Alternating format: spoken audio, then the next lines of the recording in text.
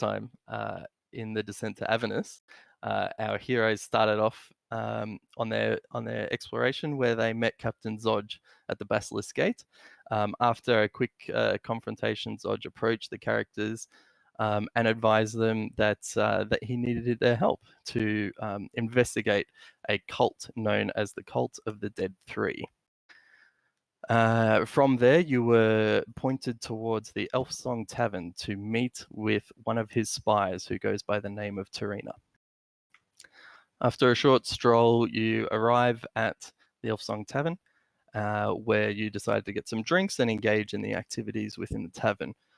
After some short time, you met Tarina, who advised you that she is willing to share the information that she has on the Cult of the Dead 3, but first she required some payment, and that payment was in the form of protection. After some time passed, you hear the wondrous song known as the Elf Song that plays in Elf Song Tavern, although there was a difference to it, which Thanesh was able to translate some of the words as he is able to speak Elvish. But you could tell that there was a difference to the song than what's normally played. A short while after that, in entered into the tavern 8 burly men led by one Captain Deadeye, who was set out for his revenge on Tarina. After some very lengthy and gripping battles, you emerged victorious, managing to dispatch of all of the 8 men. And this is where we ended last session, so we now come back into play. I'll bring you to the screen. And here we are at the end of the combat. You guys have leveled up to level 2. Hopefully you've completed your level up and added your HP, sorted out your spells. If you need a bit of time, just sing out. Otherwise, what do you now? I can't control my dude. Can't you?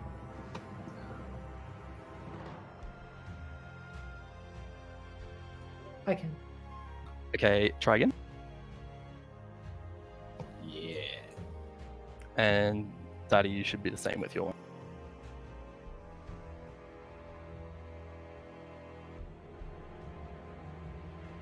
I don't want antlers. This is bullshit. Yeah, nice. We can talk about other ones a bit later if you want.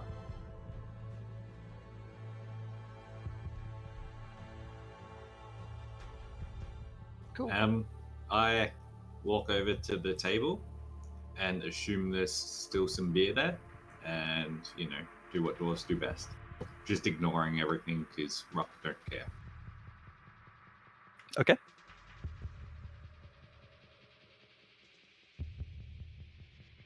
Is Captain Deadeye still on fire?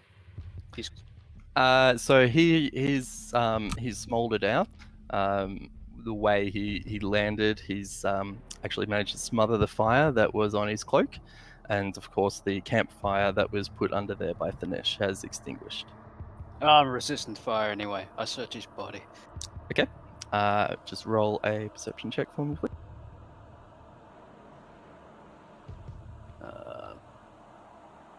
0 on that. I get a 9.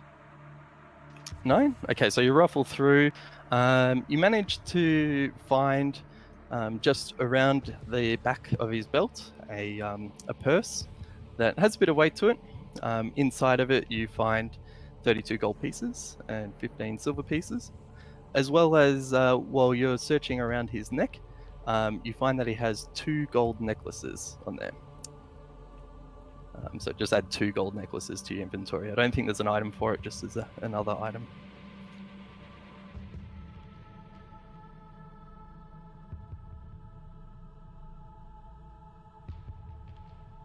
Good. Yep. That chick, she was supposed to give us information. Yes, she was. I turned to her, I'm like, alright, we dealt with your attackers. Now give us what we want. Well, thank you very much for that. You can tell that he's been wanting me for a while. I'm glad to see the end of that. And as I said, of course, my pleasure. I'd be happy to give you the information you desire. So Tarina then gets her composure. She sits down and joins with Rock on the and pulls the drink to her lips and says, "Several blocks northwest of here is a public bathhouse with a walled garden and frolicking nymphs carved into the front gates. Followers of the Dead Three have been seen coming and going from the bathhouse, and I'm told there's a secret door inside that leads to a dungeon. That's where the killers are hiding. That's where you need to look." Sweet. You coming with us? I'm afraid not. Now that I've evaded my capture once again, I think I'm free to pursue what I... No. Look at these bodies. Like, come on. We just saved your life. It's worth more than just what you gave us. But you see, that information is invaluable to you beyond what you... I hope to play games with you again at some other time. And I throw out 2 gold coins. She doesn't need it. She gladly accepts the 2 gold coins and says, "If you want to play, you know exactly where to find me." She has a big hole in her stomach, Daddy. I think 2 gold is reasonable. I have a glance over at the table, like her winnings and such from all the games she's playing. Is that still on the table? Yes, it is.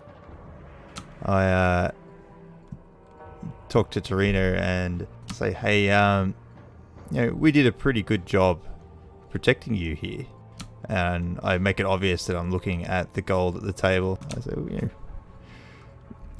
you should share a bit of that with us." Roll a persuasion check. Oh! It's half decent. It's half decent. That means it's above 10. Charisma is my dump stat, so this is gonna be pretty good. Persuasion 15. Quite right, you are there, my young dragonborn. I have no need for this gold now that these pirates have left me alone. You're free to take it all, and that is my thanks. Sweet. I will go over to the table and I will loot the Drink gold. it and just scoops the cup full. Takes the cup as well. So Thanesh, please add to your inventory 7 gold pieces, 32 silver pieces, and 24 copper pieces. Made it sound like so much more gold than that. 7, 32, and 24. Yes. 7 gold, 32 silver, 24 copper. It wasn't a hoard. It was, it's a gambler's pile. It's a pot. Yeah, I have added it.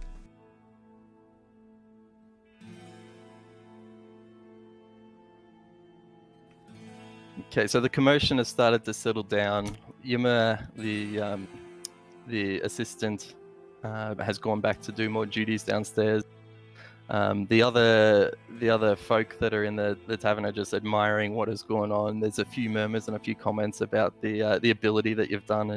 One of them, a big thug in the corner, just couldn't stop admiring how Hevel had just pushed that bandit over the banister and laid right into him. He was very happy with how that worked out. What do you do now? I look a bit sheepishly around and hope that nobody's noticed the burn marks on the floor. And I'll start to make my way out of the tavern. Okay. I certainly loot all the other corpses. Okay. Roll a perception check, please. 16. Okay, you go through one by one through each of the corpses, and you manage to get through a bit of pocket change, and you find 25 silver pieces in total. Is that enough to buy a beer? Yes, that is more than plenty to buy a beer. So that was from You guys- all. Yes, so all 7 bandits have been looted. Deadeye has been rifled through, and the table has been bartered for. If you guys finish the dead, we've got a mission to do. And Rock just starts walking. He don't care about that kind of thing. Yep, I keep up. Hello. Okay. As you guys get downstairs onto the first floor, you see that the assistant Yuma was who was up there has just been talking to Alan about the commotion that he noticed upstairs. And then Alan shoots a look to you guys and says, "Oh, I hope you boys didn't do too much damage there, or I'll be looking for you when you come." You know I've done worse, Alan. He gives you a little chuckle and says, "You're always welcome back, Rob." I ignore his gaze. Okay. Anything else before you exit the tavern? I think we've learned how we Doing the armor in can. the corner. You. That's the robot. Yeah, Clank is he's one of the bouncers for the Ah. Elfsong Tavern, and he is a automaton. That's pretty cool.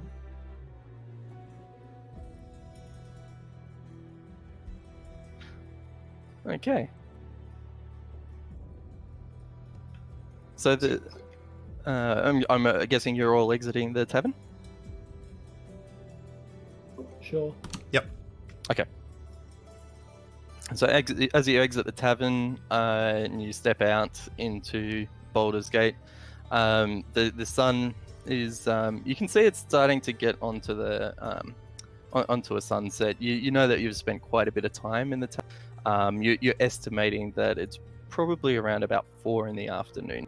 You're starting to see a bit more bustle around the streets as people are entering taverns, people are entering their homes, others leaving some buildings, which you can assume is their workplace. What do you do? So you said the bathhouse was just a couple of blocks north? Northwest. I think it's coming from the bathhouse. Yeah, so, sorry, northwest. Northwest of Elfsong Tavern. Yep. Tell everyone we should check that out. And if there's no disagreements, we'll start making our way that way. Okay. I concur. I'll just get a marching order for while you guys are going through this. Tychus is first. Poor Tychus. I'll go third. I'll go first then. I'll just follow up the rear. Okay, Thanesh has been voluntold second. Alright, so you start walking towards the along a northwest road, just as you've exited out the front door of Elfsong Tavern. As you're walking along, you notice a few things that are happening. Just people going in and out of their towns. People going into the alleys. There's a few confrontations, a few little arguments. But as you're walking about 3 or 4 blocks, I'll get you all to roll a perception check, please. Oh god. Ooh, I got a 16 again. I don't know what all my numbers are. It was 3. perception, yeah? Yep. 16.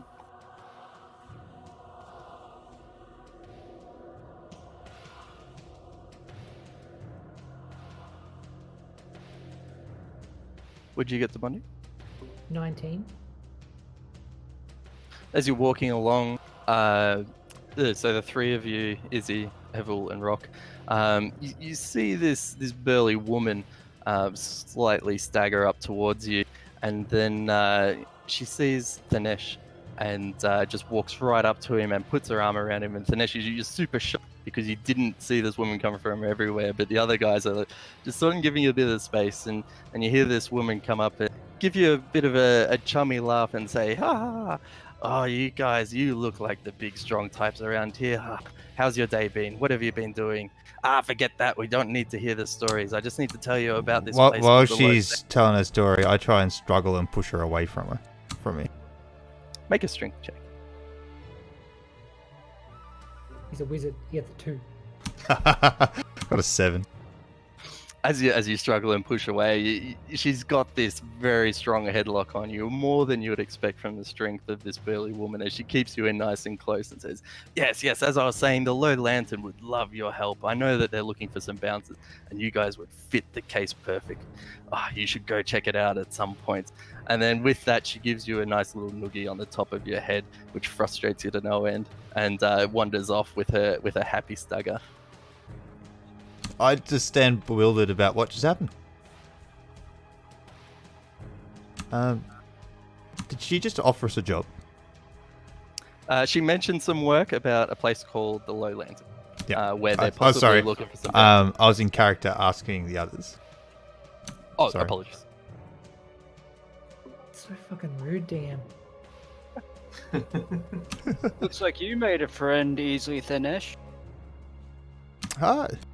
Bit surprised, actually. Usually on the last to be looked at here. Yeah, I don't get why they would offer a bouncer job to a wizard. Yeah, I don't particularly look the part. I suppose I am pretty big. Flex a muscle.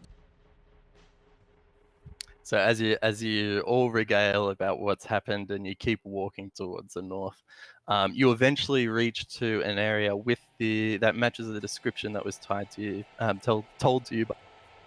One moment.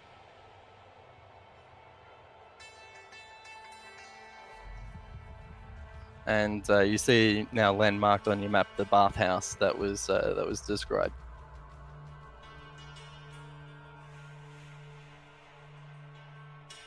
Ah, so much walking. Okay. Just let me get this set up, please.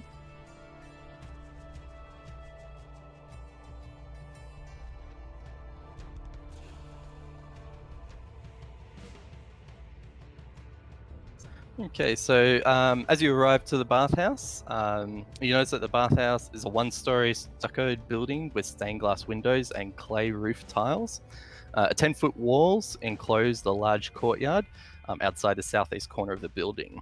The closed wooden doors to the courtyard are engraved with images of smiling nymphs dancing and frolicking in the rain, in the water. What do you do? Cool. Oh, well, I'll just take a moment and observe who's coming and going and look for these characters that were described to us by Tarina. Of course. Now, are you observing from a close distance, far away? Are you trying to be hidden? Standing a safe distance away to not arouse suspicion. In the streets or whatever, just standing and having a chat, but just not at the doors and glaring at everybody who comes by, but trying to not be noticed, but not making an effort of it. Okay, let me just check.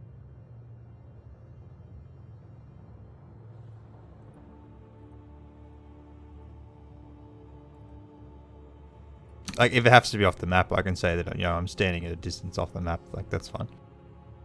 That's all good. All right, you should be able to move your characters. If you want to move them back a bit from the wall, just to sort of give you a bit of an indication of what you. Yep. I will try and stealth in. You're going to try and stealth in? Yep. It's Okay. Make a stealth check. Does this 16. place look shady, or does it look like the nobility sort of come here? Is it a commoner's place? I'm trying to get, like, is this like a place that's visited frequently, or is it only shady people know about it? Like, It's a bathhouse. There's going to be naked people.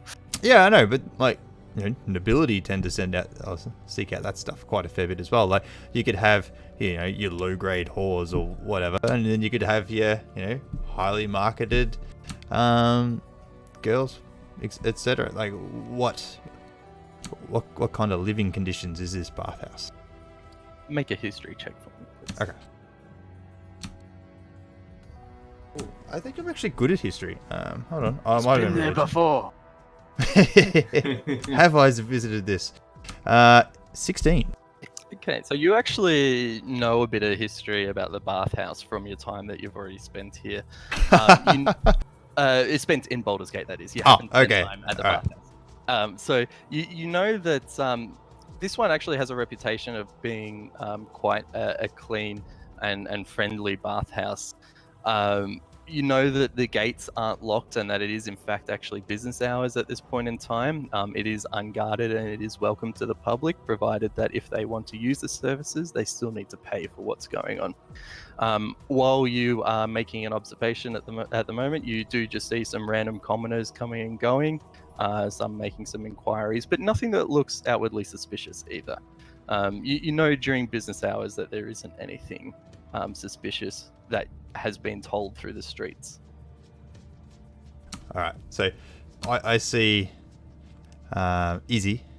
So Izzy, are you still with this information stealthing in, or are you just walking in there like a normal person? I'm stealthing in. All right. What was your stealth check? I'm going to try and see if I notice Izzy hiding as he goes in. Of course. One other bit of information that Thanesh does remember is that the opening hours of this bathhouse is generally from dawn to mid. Okay. Okay. So what was Izzy's stealth? 16. So he is quite stealthy.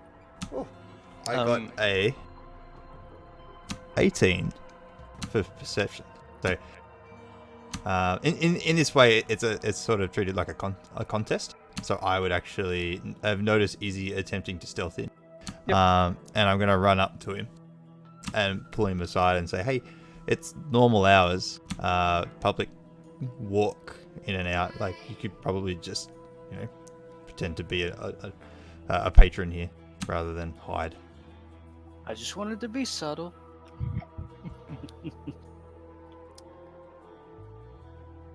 Okay. What do you do now? No. I walk in then. I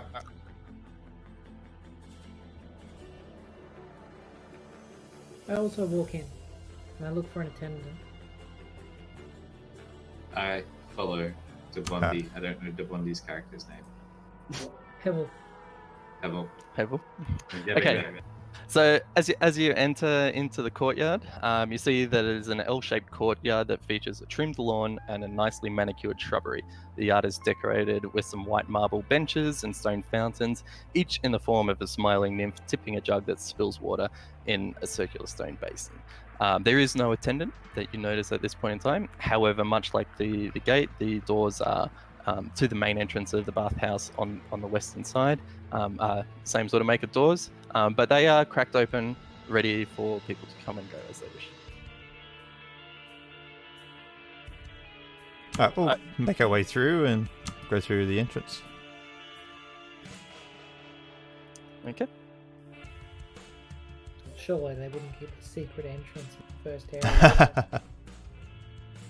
Wasn't there a dungeon in here somewhere? Portal to hell.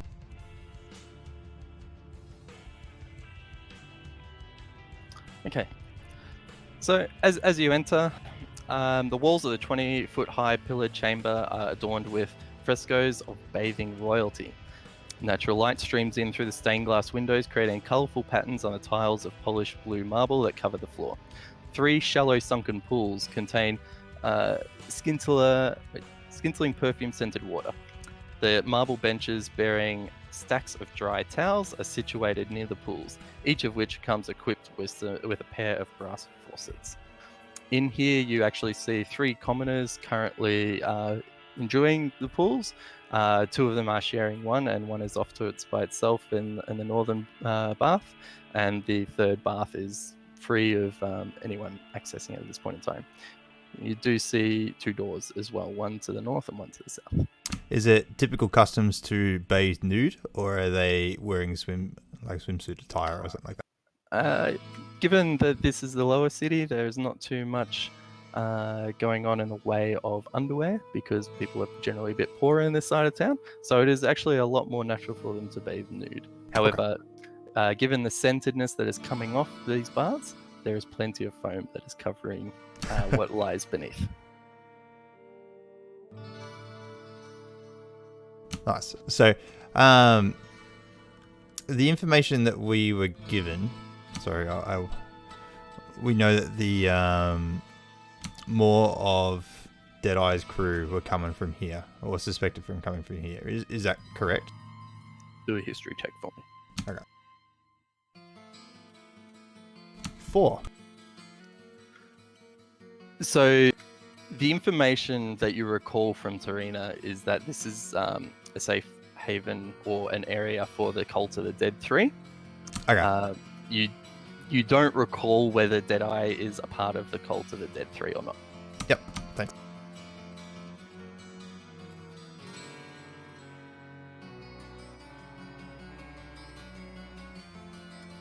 Alright, well, I'll take a look at these three. So, do they just look like typical people bathing? Or are they looking dodgy? Are they watching us intently as we walk in? Just trying to gain a bit of an insight on what these characters are sort of doing here. Yep. And the rest of you three, what are you doing? I will message the person in the single person in the bath and just say, "Are you part of the Cult of Thrill?" Okay. We're gonna fucking die. Hey, no. Oh, well, I don't know. Fuck. What's the actions of the spell? Can you do it without being seen so they think it's like a voice of God or something? Like that could be cool. It says I have to point, but I could maybe be flamboyant and sort of my arms around point and then subtly move it away.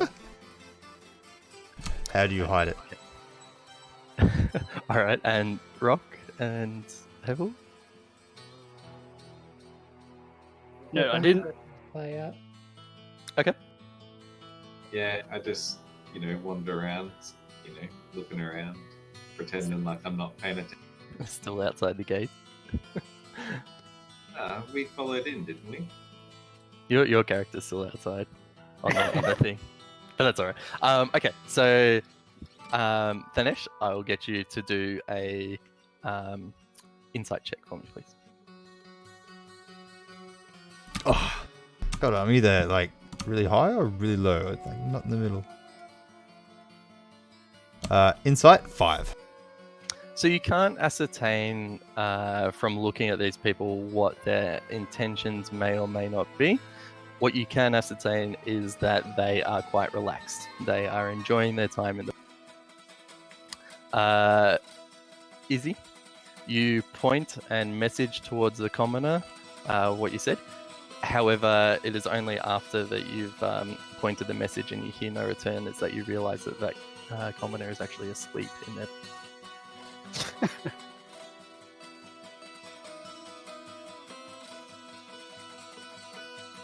So are both Hevel and I outside? No, you're inside. I'm just saying you haven't moved your character on roll 20. Oh, I see what you're saying. I'm like, what? Do we observe any of the belongings on the stool? Make a perception check. Oh, 20. Natural? Okay. So you see that there are actually no belongings located in this room. You could ascertain that there is possibly a locker somewhere or another area that people may get changed or store their belongings.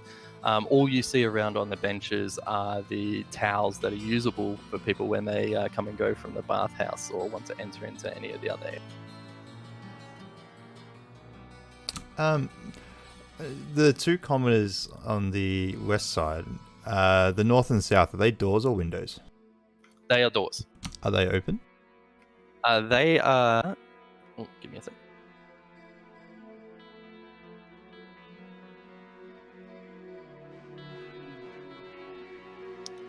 I will say that they are open. Okay.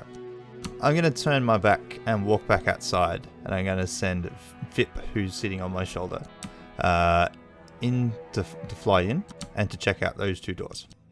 Okay. Which one are you flying him to first? I'll go through the south. Okay. And I'm going to watch through his eyes. And just going to sit on the ground up against the wall, look like I'm asleep, and I'm just going to watch through Fip's eyes. Okay. Make a perception check.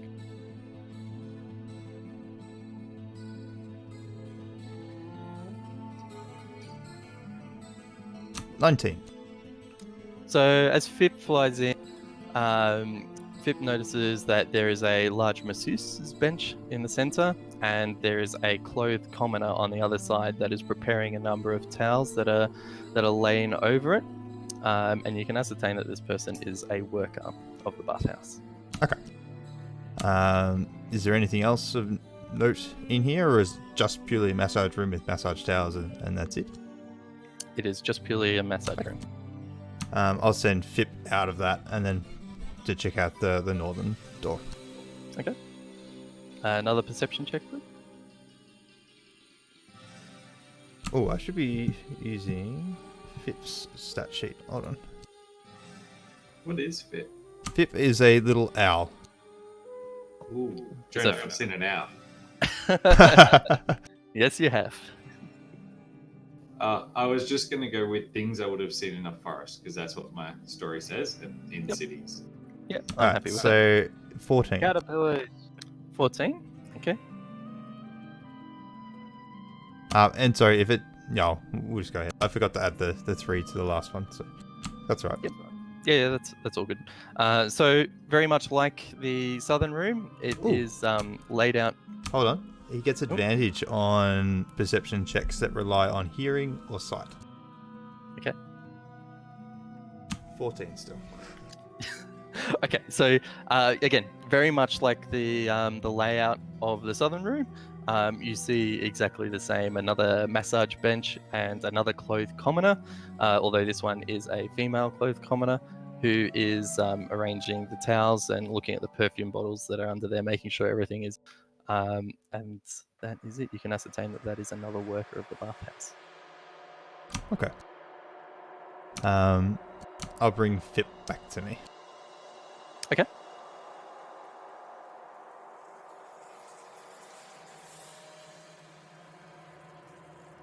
And then I'll come back inside and I'll just whisper to Rock and Hevel.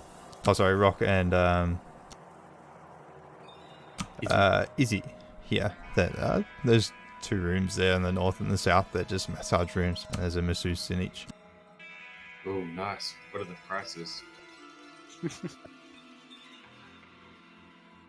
Pip didn't ask. Ganesh, what are the prices? Ganesh, can you spot me? Hey, I don't know how much they are. Maybe a silver or a couple of silver.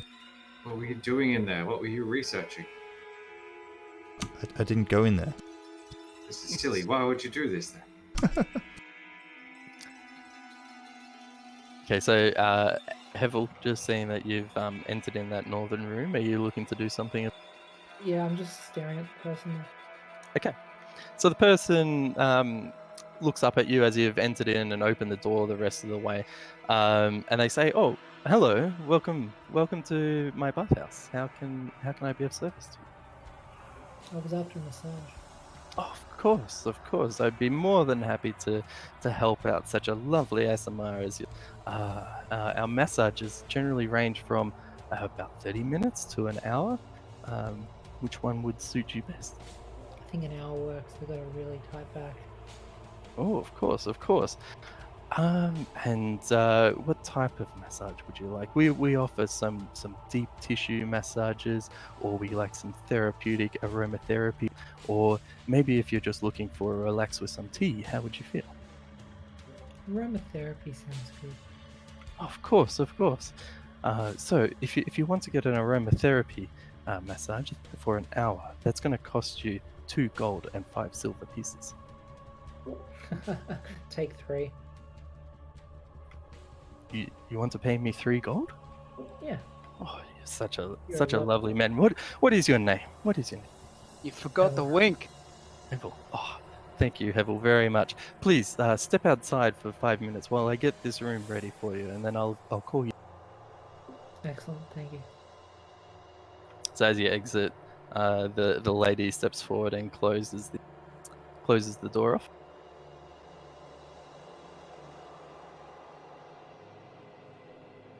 That bitch is definitely evil.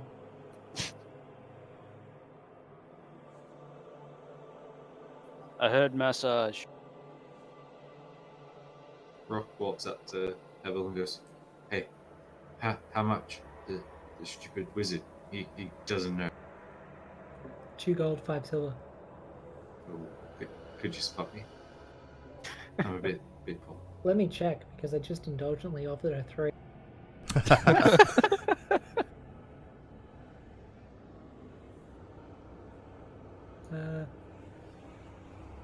Yes, I can spot you. Cool. Does this mean you give me gold? Sure. Here, have 2 gold, 5 silver.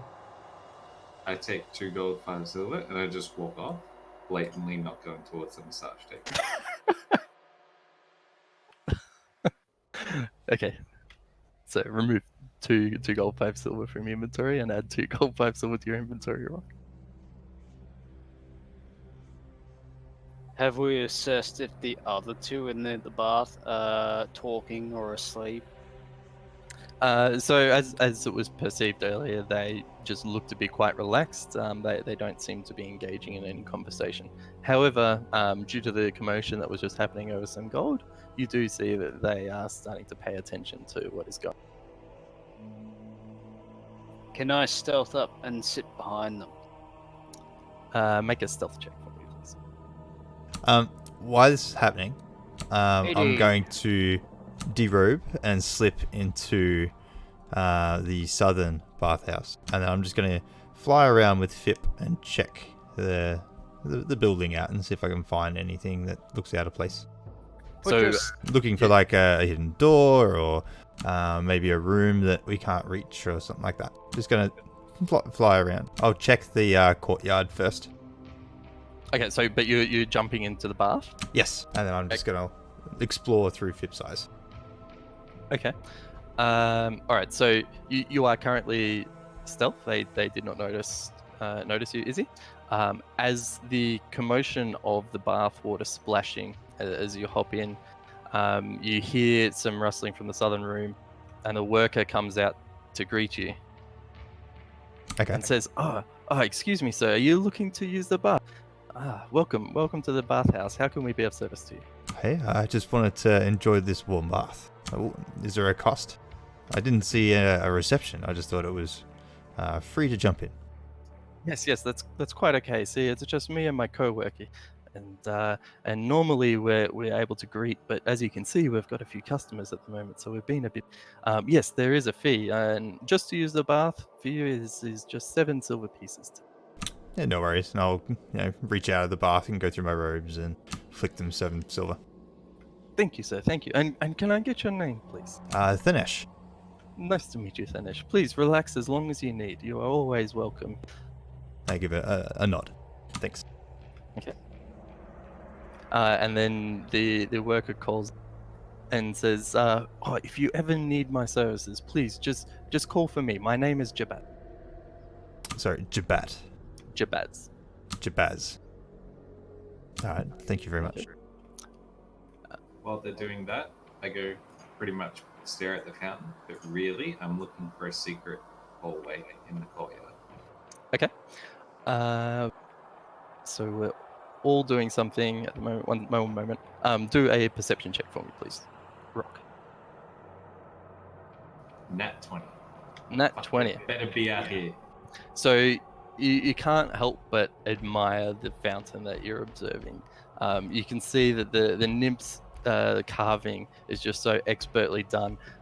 There are a few minor chips that you notice towards the top where it looks like there's possibly been some birds or something heavier land on top of it.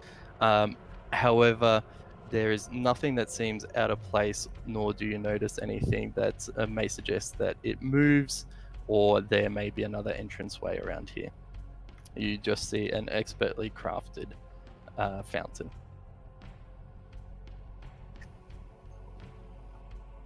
As this is going on, you inside the building hear a cry out, "Please enter, you can come for your massage." Oh, excellent. No, enter. Okay. So do I take my clothes off? Please, there's towels on here. I will just step out for a moment, cover yourself with the towels, and lay face on the table. And when you're ready, call me back in. And yes, please derobe your other clothing as well. We just want the towel so you get the full experience of the aroma.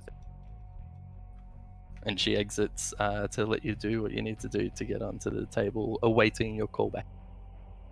Right. Well, I take off my armor and I put it in the corner and I lie down.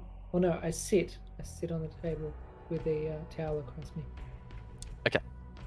As this lady steps out, she notices behind this bath here that there is this tiefling figure just intently listening in, and she says, "Oh, excuse me, sir. Are you okay? Are you being looked after?" You I'm can fine, tell that dearie. she's noticed you. I'm fine, dearie. Just waiting my friends. They are wanting to bathe because they are filthy creatures. Oh, well, they've definitely come to the right place here. I'm afraid I'm currently looking after possibly one of your friends, but if you need, please please feel free to yell out. My name is hang on, Camilla. Please call out for me at any time. Of course. Thank you. Camilla or Cramilla? It's Qurmila.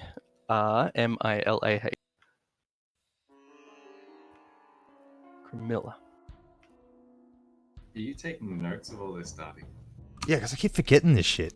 Same. You gotta do the roll history check. Yeah, but Everyone knows like I've done this 3 times already. I've got like 3, 4, and 5. It's not working. At this point, you also notice, Izzy, that the two commoners have, based on that conversation, they've been alerted to your presence and are kind of wondering why you're so close to. And one of them turns to you and says, "Hey, can you give us some privacy here? We're trying to relax." I use Mage Hand to rub one of their shoulders and help them relax. Okay.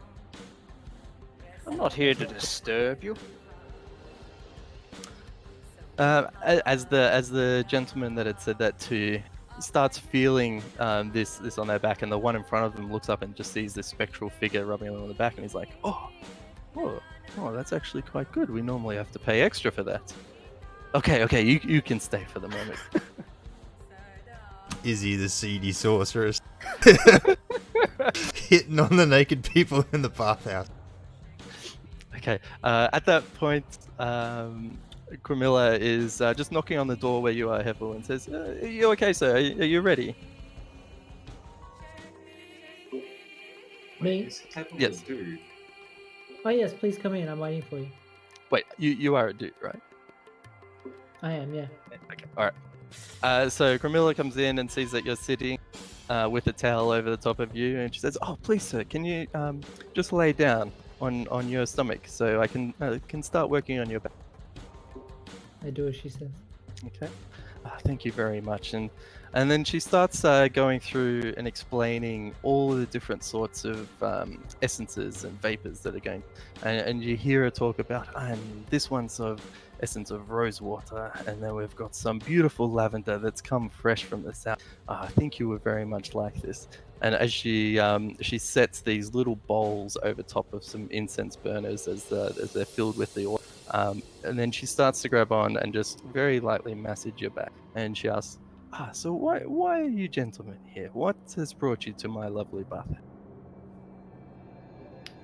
Well, we were told that we might meet some fellow worshippers around here. Some worshippers? What are you referring to? I know we get many different sorts of people here, but none that describe themselves as worship. Oh, well, there's a certain group of people around the city who, are followers of our Lord and Savior, and we'd like to meet like-minded people, really. So, Roll a deception check for me, please. how is that deception? I'm a cleric. I Well, worship a god.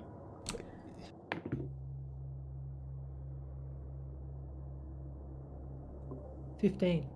ooh, nice. Oh, so, yes, okay. Well, we do have plenty of religious folk that come in here, but I mean, there's just so many different religions that are going on in this town. I mean, tell me more about you. Tell me what religion that you follow here. Oh, I don't know. It's hard to talk about. Sometimes you get dirty looks from people. I'd really rather not say. Oh, but why not? I mean, everything's sacred between here and the massage table. We don't talk about other people that go on here. This is our. Just gonna interrupt, just as a general history check. Does the Nesh know about any banned gods aside from the three? Are there any other sort of religions, perhaps, which are shamed upon for worshipping? Or, and in contrast to that, are there any favorable ones? All right, roll a Hard history que- check for me. hard question. Wait, no, sorry. Roll a religion check for me, please. 21. So you're all good. Happy to tell you, Yeah, there's a whole Alright. whole section on religion in this book, and I haven't read it. That's good. So I'll come back to that. Do you mind if we hold that conversation just until after this interaction? No, of course. Yeah. Because I just kind of want to enter this interaction without knowing the answer to that. Yep, go for it. Let's do that. So where were we? So yes, we're talking about confidentiality of our conversation here. We talk to many people, but we only keep the conversation private. I mean, that's part of the service you're paying for here, right?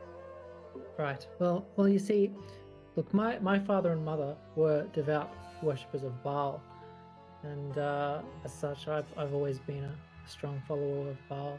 And I actually came to Baldur's Gate looking for like-minded people because I grew up in this small country town, and I've just really struggled to find people that I can learn about my god with. So yeah, I was talking to a bloke at the tavern. He was quite drunk, so I felt pretty comfortable talking to him. He was very friendly, and I brought this up, and he mentioned that here might be a good place to meet people like that. I walked in here and everyone seemed to be just relaxing and sleeping in the baths, so it seems I lucked out. Can you roll a persuasion check for me, please? 18. Oh, you certainly don't strike me as a follower of Baal. I mean, I don't see any in the engravings on your material, and they're generally very open about what they're showing there. But I mean, if you really are the ones that are caring about invoking fear and dread and murder, I mean, I just wouldn't have picked you for that. But I mean, yeah, we do have from time to time some followers of Baal, but just like you, they're customers. They come and go. I don't know anything else about that. Oh, really? Wow. Other people come and go? You don't know much about it? Do you know who I might talk to that might know? Or maybe some of the other gods. I mean, like I said, I grew up in this country town and I was very sheltered. So I'm not all that knowledgeable about other gods. But I know that some gods are friendly with each other and their followers are friendly with each other. So I guess, if you just have any advice as to who I could talk to. Okay, one more persuasion check for me, please. Roll good. 23. Hell yeah. You are killing it. So, you see Quimla, that's her name? Quimla, yeah. You see that she starts getting a bit uncomfortable. And you feel that her hands have just taken away from your shoulders and just a bit uneasy about what you're talking about. And she says to you, look, I don't know what really goes on. I don't understand. I know that we have some customers, and I know that there's something that happens after hours. This place, you have to understand, it is owned by the Van Thampra family, and they have one of their sons here. Mortlock is his name. He oversees some work, but we don't know what goes on. We just know that they do something after hours. I would really appreciate it if we could just not talk about this at this point in time and focus on this massage. No, please. That's amazing. I'll discreetly see if I can find someone else. But you've given me a lead, so that's great. Thank you. Please, let's just focus on your massage from now. That is all. I I use prestidigitation on the water near Thanish to make it look all bubbly. And then I also use prestidigitation to make a really bad eggy odor smell nearby. Okay. Dinesh, you now smell what is happening. I don't actually smell anything because I'm concentrating through FIP. Oh, that's right. That's right. You are. Okay. And now prestidigitation would only affect that 5-yard area that occurs, correct? Yes, as an expert, yes. And I think it's 2 or 3 effects you can have total at once. Yeah. 3. No, Yeah. 3. Yeah. So you notice upon casting your spell, Izzy, that the bubbles do start to foam up a bit more. However, you can't tell anything else because you are situated very far away, and all you can smell is the perfume coming from the bath in front of you. And yeah, I'd like FIP to check out the outside courtyard. Just looking for anything that's out of place. No extra windows. Looking at. So that space is enclosed, or is it exterior? So the courtyard, the L-shaped courtyard, is enclosed completely by 10-foot high wall. And then is there a roof there? No, it is an open roof. Okay, so I can get FIP to fly around and just sort of check the exterior of the bathhouse and do a bit of a perimeter check. Of course. Roll a perception check. Roll 2 perception checks for me, please. It's not an advantage. I just want 2 separate numbers.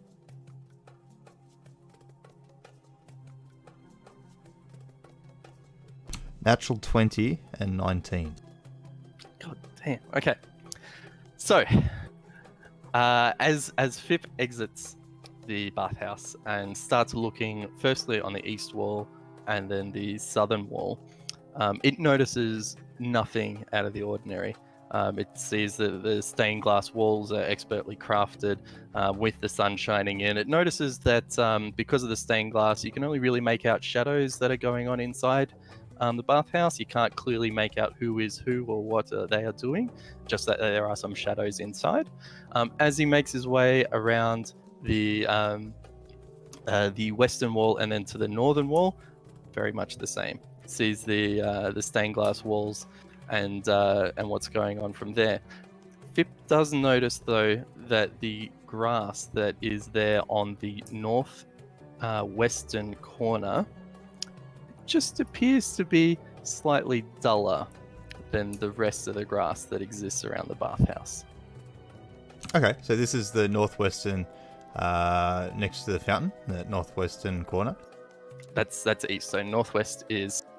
Yep. So that corner. So in the black area. Yes. Okay.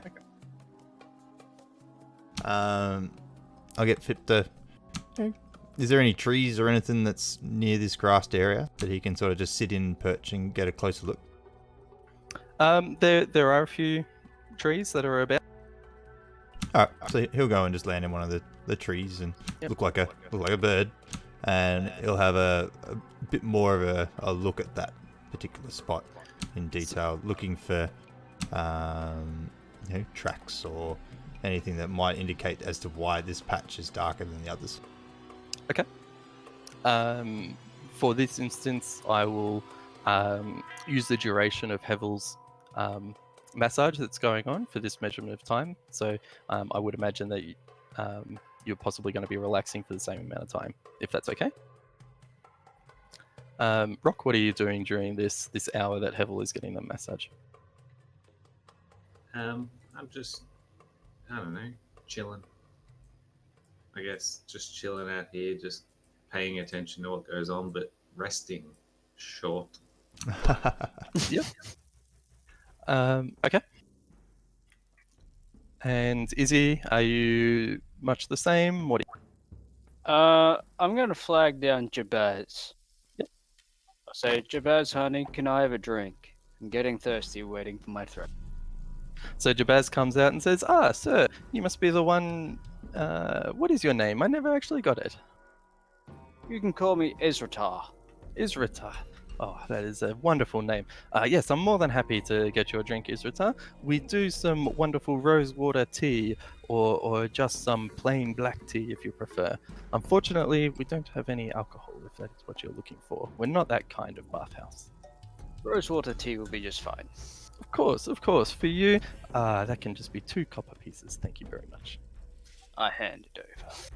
Okay, you see Jabaz walk into to the massage, and then emerges, a minute later with a nice warm cup of tea for you. Before she moves out, can I stealth in? Yeah, roll a stealth check. 7. Okay. As she enters, Jabaz is male. As Jabaz enters the room, he hears the creak of the door behind him and turns around and says, "Oh, it's quite okay, so you don't need to follow me in here. Just wait at your bench and I'll take it out to you just when it's ready." That's quite alright. I want to see the flavors, the artwork you put in. Oh, then by all means, come in. We are hiding no secrets here. And it invites you in, as Jabaz is making the tea. And he says, "Oh, so yeah, this is just another one of our masseuse rooms. You're more than welcome to inquire about a massage if you would like one. Myself and Krimla, we're some of the most esteemed masseuses here in the lower city." You have many come through? Oh, day in, day out, we're actually very busy due to the quality of service that we run for our people. But as you can imagine, the price can be a bit higher than what some people can expect to pay in a lower city. But that's how we like it. It lets us give better. Of course. One can never devalue a good service. Of course not. You yourself, you look stressed. And don't use Mage Hand to rub his shoulders.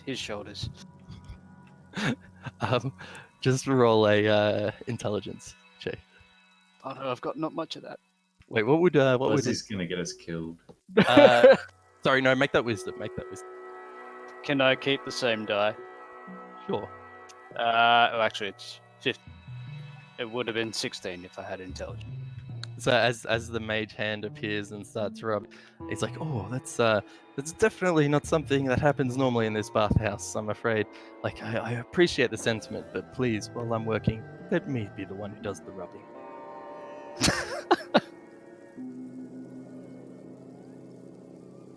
If you wish. So as this happens, he manages to pour through the freshly brewed tea into a cup for you, and he says, Here's your tea." Can I glance around the room? Is there anything that Darty's pet? Of course, roll a perception check. 40. So you notice nothing out of the ordinary. It just appears to be your standard masseuse room.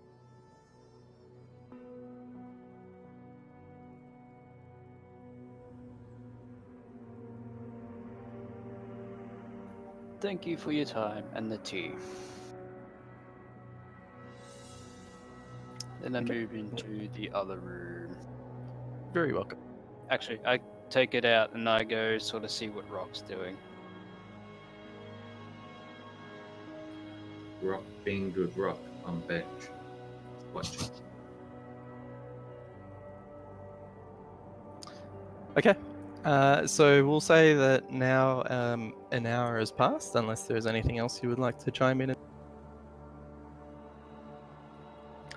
For all intents, that will class as a short rest for each of you Nice. during the relaxing time that was going on. So yeah, please complete a short rest for your characters. While you're doing that, Dinesh, as you're looking through Phip's eyes, you notice nothing in terms of people approaching or leaving. And as Phip has studied more of what's going on in this area, Phip can definitely see that there are no markings or inlays in the walls or the floor that may indicate that there is an entryway or exitway around here. It just notices that there's a little bit of degradation to the grass in that area. As in, it's not growing. As in, it is dyed a little bit, so it's like as if there's a sort of a brown patch that's going on in this. Yeah, so someone's thrown something toxic on it and maybe it's killed it or something like that.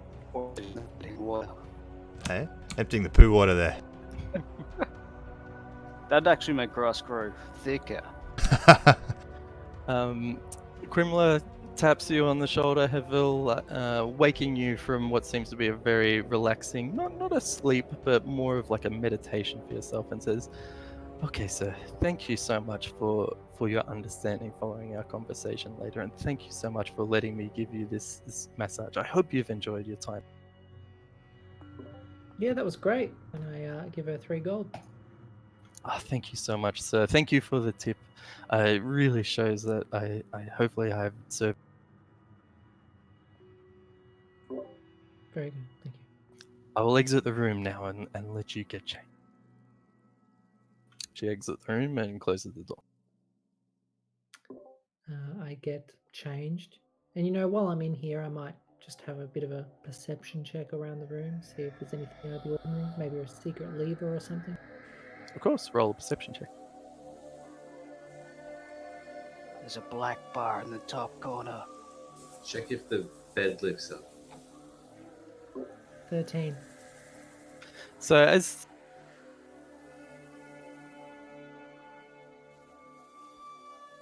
welcome back. So in case you missed it, Hevel got a 13 on his perception. Yep. So as you're taking your time getting changed, I mean you're wearing what, chainmail? I think your character's wearing chainmail. Yeah, I think that's it. And so you're just casually walking around, slowly putting on your pieces of armor. As you're tapping through, you look under the bench and you see nothing but perfume. And you're tapping through each of the walls. But it was at this moment that you noticed in the very northwest corner the outline of a bit of wall section. Something that doesn't quite look completely right. I'll have a closer look at that. I mean, I'll give it a bit of a feel, bit of a push, bit of a pull, and see if it moves. Yes, of course. So, as you gently push on it, you find that it is actually a door that does swing inwards with a light push. As you push on it and as the door opens, a foul sewer-like stench starts filling your nostril. Thanos, she polluted the fucking sink.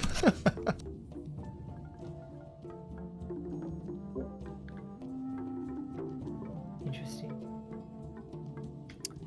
At this moment, you hear a knock on the door saying, "Sir, are you quite finished getting changed?"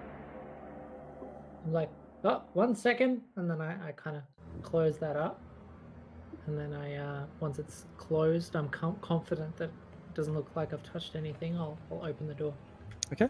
After a few seconds, the heavily perfumed aromas from your massage take over the foul stench, and Crimla enters and says, "Thank you so much again, sir. You're more than welcome at any time. Please come and visit when you like." Thank you. Oh, just could you tell me what your opening hours are as well? Oh, of course, sir. We're open from dusk until around midnight. That's generally when we let the last of our people leave, and me and my coworker go home. But if you want to come in, you can come in as early as around 9 a.m. Great, thanks. And I rejoin the others, and I encourage us to leave. Alright. I'll tell Fip to wait outside in the courtyard area and I'll regain my consciousness, and by now I would have got out of the bath and dried myself and re-robed again, and I'll join everybody else again. Okay. As both yourself and Hevel walk out, Jababs pops his head out and says, leaving so soon. But thank you very much for coming. Feel free to come anytime. We'd be more than happy to have you. No worries. I really enjoyed myself, and I feel like I'll be back here again sometime soon. We'd love to have you. One thing. Give a wave. On the way out of the building, I want to look at the lock on the main door, and you'll use whatever knowledge I have to try and gauge how difficult it might be for, say, a rogue to pick the lock. Of course. Okay, so do a perception check. Or a mage hand. 13. So you're looking on the main bathhouse door, not the courtyard door. If it looks like there's a lock on the courtyard door, then I'd be looking at that as well. So it'll be 2 checks. Okay. Well, which one are you checking first? Well, the first one I exit would have been this courtyard door, wouldn't it? The first one you're exiting is the main bathhouse door. Oh, the main bathhouse door then. So as you walk past and close the doors behind you, you inspect the door handle, and you actually notice that there is no locking mechanism on this door. Well, that's good perception. Izzy touches all the statues on the way out. Okay. You touch the statues. And I'll be doing the same at the main building door. Roll a perception check.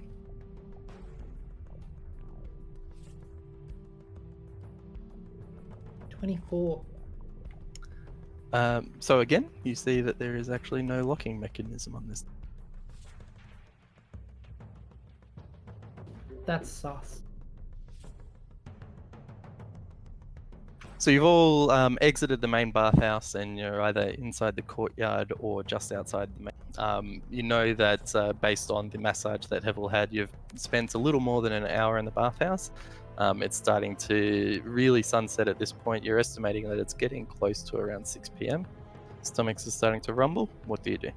At this point, I'll tell everyone what I got fit to see about the dead grass in the northwest corner.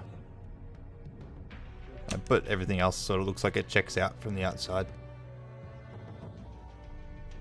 And I'll tell everyone about the Van Trumper family owning this place. Some guy called Mortlock who oversees work that happens after hours, which we know is probably after midnight. Something happens here. And I'd be questioning whether we want to enter the building after hours or if we want to hide in the building somewhere until it's after hours. Rock says, why put so much effort in? We just go across the road, stake it out. I'll supply food. And I cast Good Berry. You cast what? Good berry. Good Berry.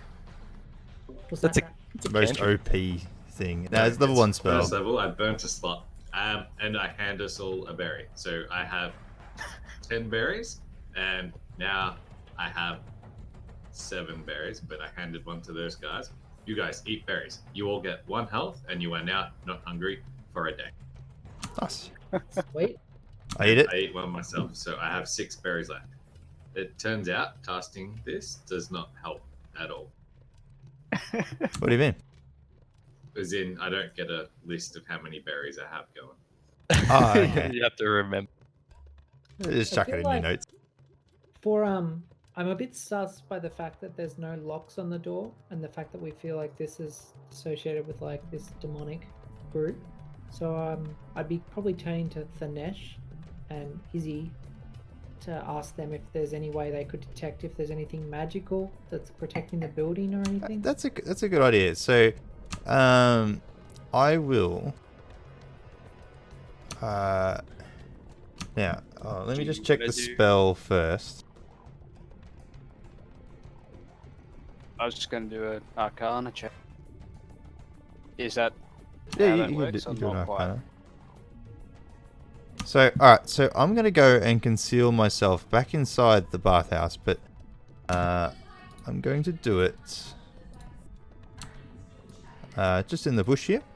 And I'm going to begin to cast Detect Magic as a ritual. And just sort of hide myself in this little spot. And it takes 10 minutes for me to cast the spell. Okay. So are you, while you're doing this, you're trying to hide yourself first before you do this? Yeah. Okay. Yeah. Yeah. Roll a stealth check for me, please. Oh god.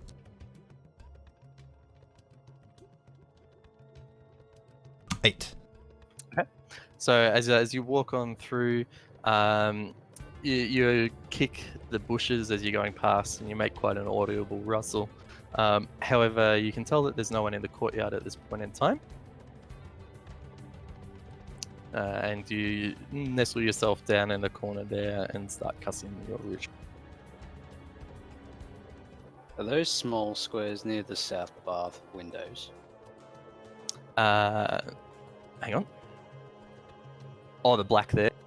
Not the black, just the two little whites. They are Yeah. windows. They are stained glass windows. Okay.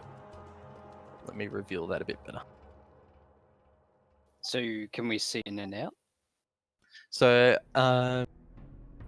as Fip discovered before, that you can ascertain that there's shadows of people inside. You can see shadows of people moving around, but being stained glass, you can't clearly see through them and ascertain who is what or what they are doing.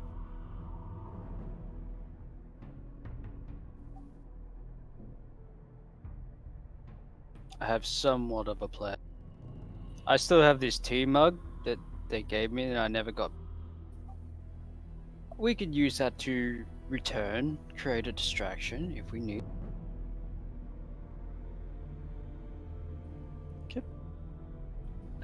While the Nash is out there, I look around. Are there other shops or? So you want to enter into town? Oh, yeah, just outside. So, what are we looking at across the road? Is it another shop just there? Because I don't want to loiter at the front door. Okay. He's going to be 10 whole minutes. I don't want to just stand here and be sus. Yeah. So roll a perception check. 19 plus 2. 21. Yep. So the block that that the bathhouse is situated on, and on the other side, you can ascertain as being resident. I don't know. Is there just a insuspicious tree we can go congregate under that we can still get a good view of the front door or anything? Go just sit on the benches by the south eastern fountain.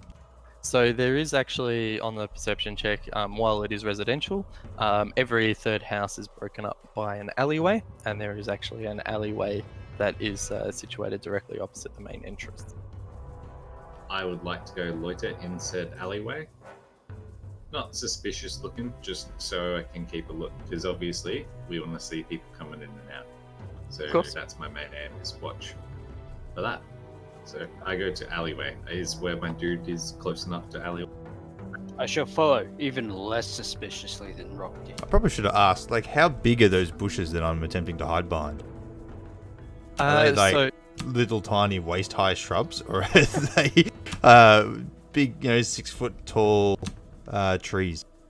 So they're like hedge shrubberies is probably the best way to say it. So I would say that they are waist high. If you are currently sitting down while doing your ritual, you would be covered completely.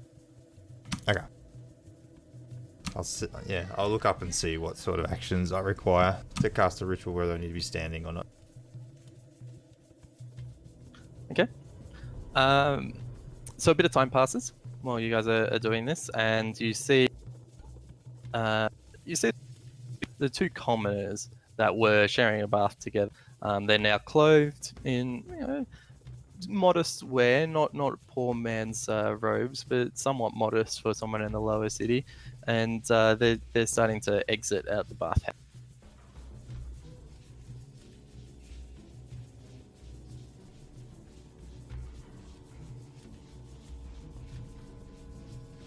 I'm trying to remember how the damn rituals were. Okay. While this goes on, you see them exit out. They've been murmuring to each other just about having to pay the taxman and what they're going to do for dinner, whether their wives are going to catch them actually going to the bathhouse in the first, and they walk off into the distance.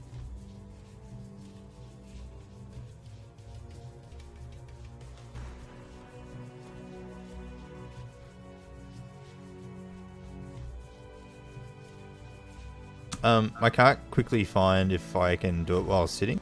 I will say I would be attempting to hide. So if I can do it while sitting, I would be. Okay. Up to you, where you want to roll. I'm happy to have you sitting at this point in time. Alright, so I'm sitting behind the hedge, casting my spell.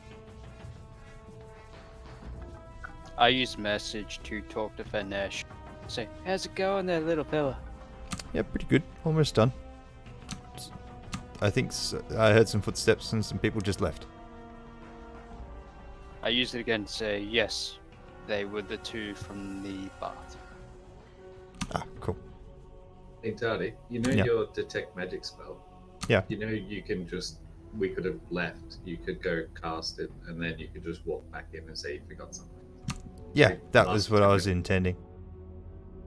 So I'm just reading it. So for the duration now, the duration happens after you've done the casting. Correct. So Okay, after so- I've cast it, I can detect magic, from what I believe, for up to 10 minutes in 30 feet around me, as long as I maintain concentration.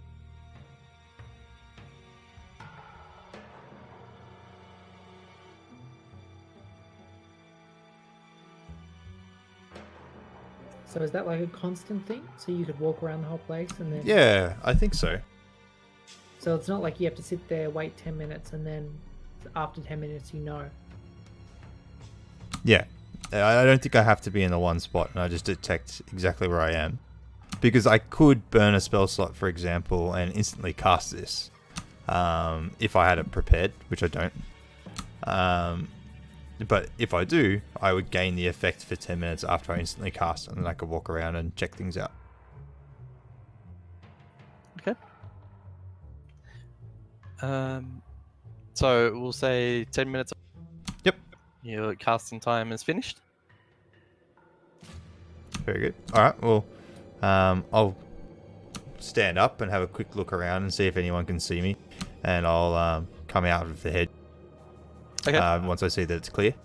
And then I'm going to walk through the courtyard at a slow pace and just get a feel of the area, focusing on the doors and the fountains and such, like the objects of interest, and see if I can feel anything as I make my way back towards the entrance of the bathhouse. No worries. So do a stealth check for. Are you trying to be stealthy as you're No, getting no, back no. from your ritual? Okay. No, this is still open. Like, it's not close to the public yet, is it? It is still open. Yes. Yeah. So I'll just be walking normally. Okay. So as you walk around, and you've got this aura coming off you that you're noticing, bits and pieces all over the place. However, you cannot ascertain that there is any magical presence or effects that currently exist in this courtyard. Okay. So I'll come in to the front door. Yep. I'll walk in, and I'll sort of come back down to where I was and look where I left my stuff and pretend that maybe I'm looking for a coin or some drop money and see if I can see it.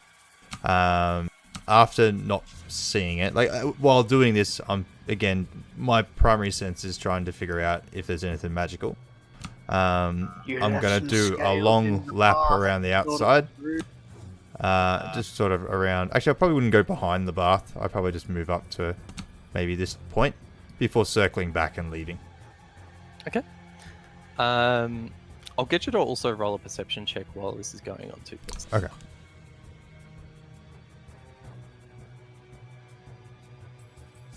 $13. So as you're walking around and you enter the room, you still see that the commoner in the northern bath is just emitting a bit of a faint aura that you can tell that just means that there is someone there, and your perception ascertains that he is still happily snoring away in his bath. As you make your way around the room, you don't notice any other sort of magical effects in this area. Okay. Yeah, so no auras or anything. Okay, so the magic that I'm feeling off this person who's asleep. Now, I think I immediately ascertain or ascertain what type of magic it is? Hold on, let me just check. Yep. I learn at School of Magic if it has any.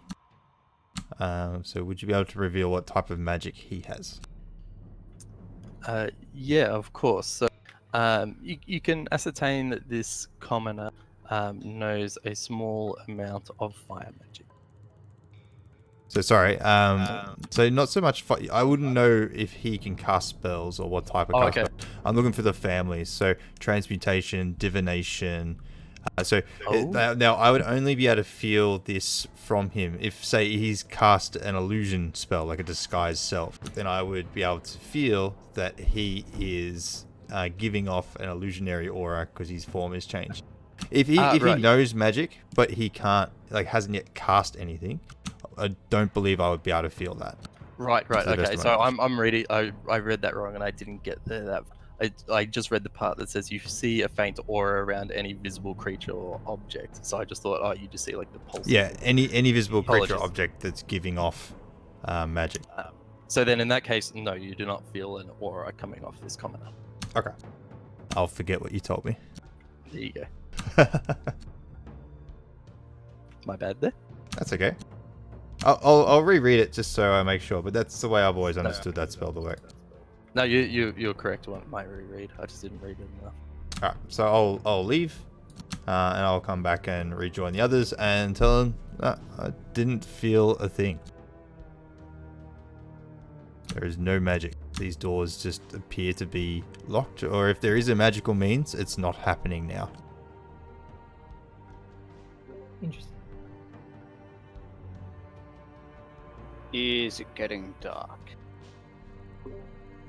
So after that 10 minutes have passed, you can see that the sun hasn't really moved too much. I mean, it's getting on that horizon. It is starting to get a bit dark, but it is still around about that 6:30 time. Pub? So we're being mercenaries for the Flaming Fist.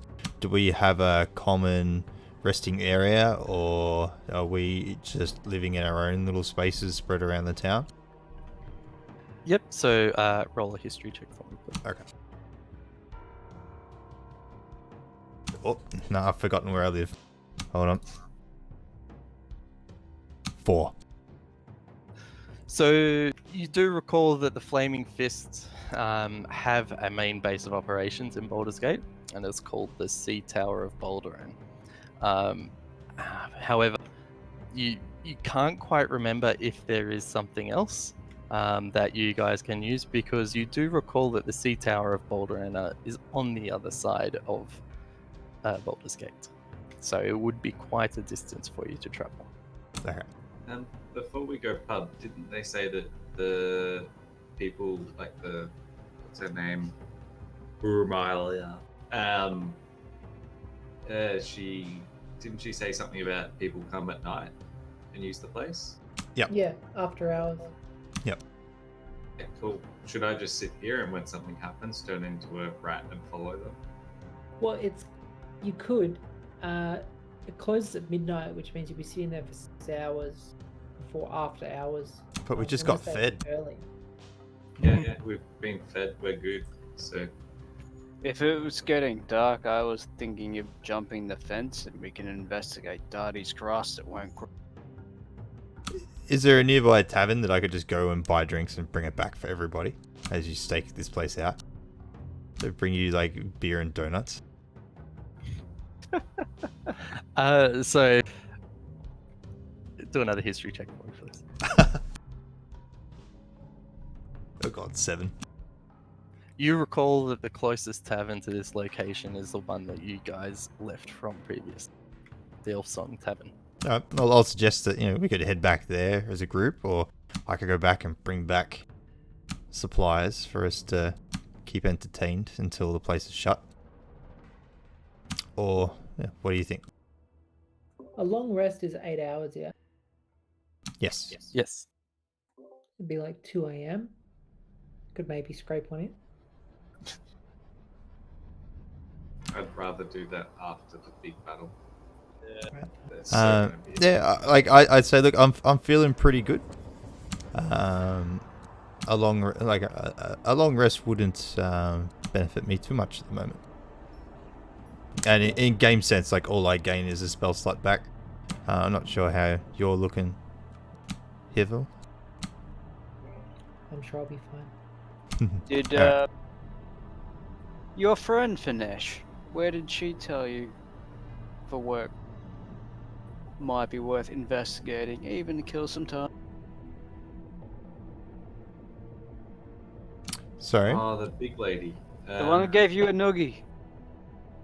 Oh god, I can't remember that. History check him again. It was was something a starting with bouncer, S. It was a bouncer. Yeah, she wanted us to go and be a bouncer for it. Look, we could go and check that out if you want to pass the time and just sort of see what they want from us. Scope out the coinage. Thanesh remembers. Andrew doesn't. So Thanesh recalls that the burly lady who was stronger than you and held you, and recalled that there possibly may be some work as a bouncer in the Low Lantern. Maybe we should go there. Do I know where the Low Lantern is? Do a history check. Can I help? You can. I get to reroll? Oh, thank Is the you. Low Lantern a pub? Because Rock knows if it's a pub. I rolled a 17 after Hevel advised me where it actually is. So you recall that the Low Lantern is a floating boat docked on the southern edge of Baldur's Gate in the lower, that has been transformed into a tavern. You do ascertain that it is actually quite a bit of a hike from your current position, though, and you would remember that it does take around about 2 hours for us to get down there. Haven't they built trains or something? Horses. Alright, so I'll tell everyone it's actually a boat at the southern edge, but it'll take us a couple of hours to get there and then a couple of hours back. We might run out of time or miss our opportunity tonight if we head that way and get caught up. While you are conversing, the commoner, you see a commoner exit out of the main, and you ascertain that was the sleeping commoner who's put back on a slightly finer robe than the two commoners that you noticed, and he's just very groggily as he's woken up from his very sleep incense-induced nap in the bath, and he stumbles his way out and makes his way out of the street. I chase him down. Okay. And say, Yep. hello, sir. Have you heard about the light of The light of what? Suni? Suni. And the commoner turns around to you. He starts scratching his eyes and he's like, "What in the damn are you yelling about?" Never mind. Sorry, sir. I'll move on. Can I try and pickpocket him with Mage Hand while he's distracted? Make a sleight of hand check. This fucker's gonna get us killed. Oh, I know. It's Doderick all over again. 8. It wasn't me. As you hear him turn to Hevel and say, "Would you just kids leave me alone? I'm trying to get home." Your mage hand manages to slip in undetected and pull out a very small purse. And you see the commoner turn away from the opposite direction that your hand is coming back to you, and he is none the wiser and walks off. Please add 3 gold pieces and 10 silver pieces to your inventory. Yeah. Dirty thief! He rolled a 3 on the Ah. counter roll for him, so it's like, yeah, you got it. Awesome. Well done. I can just imagine seeing this like spectral hand floating past. I watched his hand come back. I'm slightly impressed, but trying to conceal that with a look of disgust. Okay. So following the conversations, you can definitely see that light is really fading at this point, and you ascertain that it's around about 7, nearly 7:30. Rock would like to just chill in the alley. He does not mind what the others do. He will keep an eye on. I'm going to... Now, is the road just dirt? It is. It's a mixture of dirt and cobble. It's not as well kept as you remember the upper city. Is this a run-down sort of area, or is it well maintained? And are there other people sort of just loitering around? Like, it's still relatively busy. You know that it is quite slummy in this area, but it's certainly not. Excuse me. It's not the worst area in Baldur's Gate. You remember that that's more to the to outer town, like the outer city section. You still see there's plenty of people who would be coming to and from to taverns. Some out getting their bellies full. A few drunks walking the street. okay.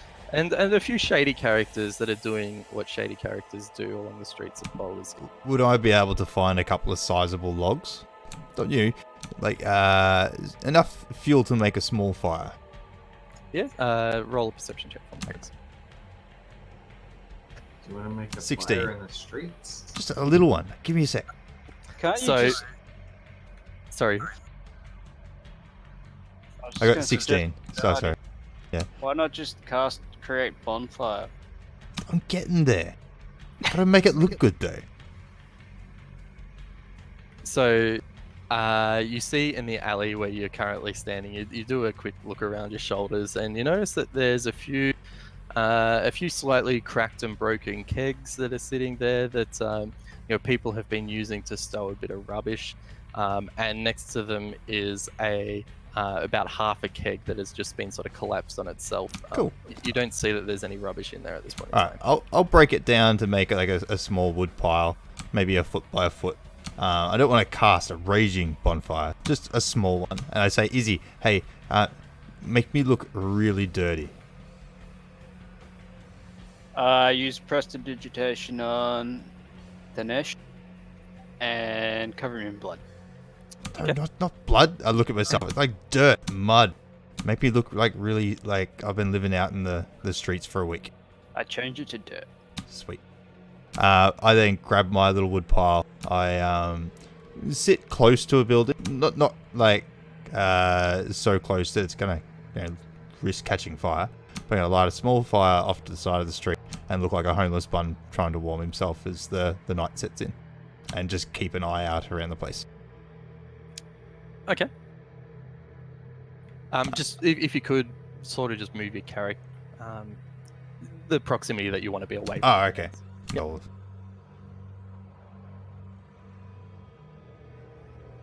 And for the rest of you, are you still hiding out in Let's say I'm down there. in the- Yeah, I'm just chilling in the alley.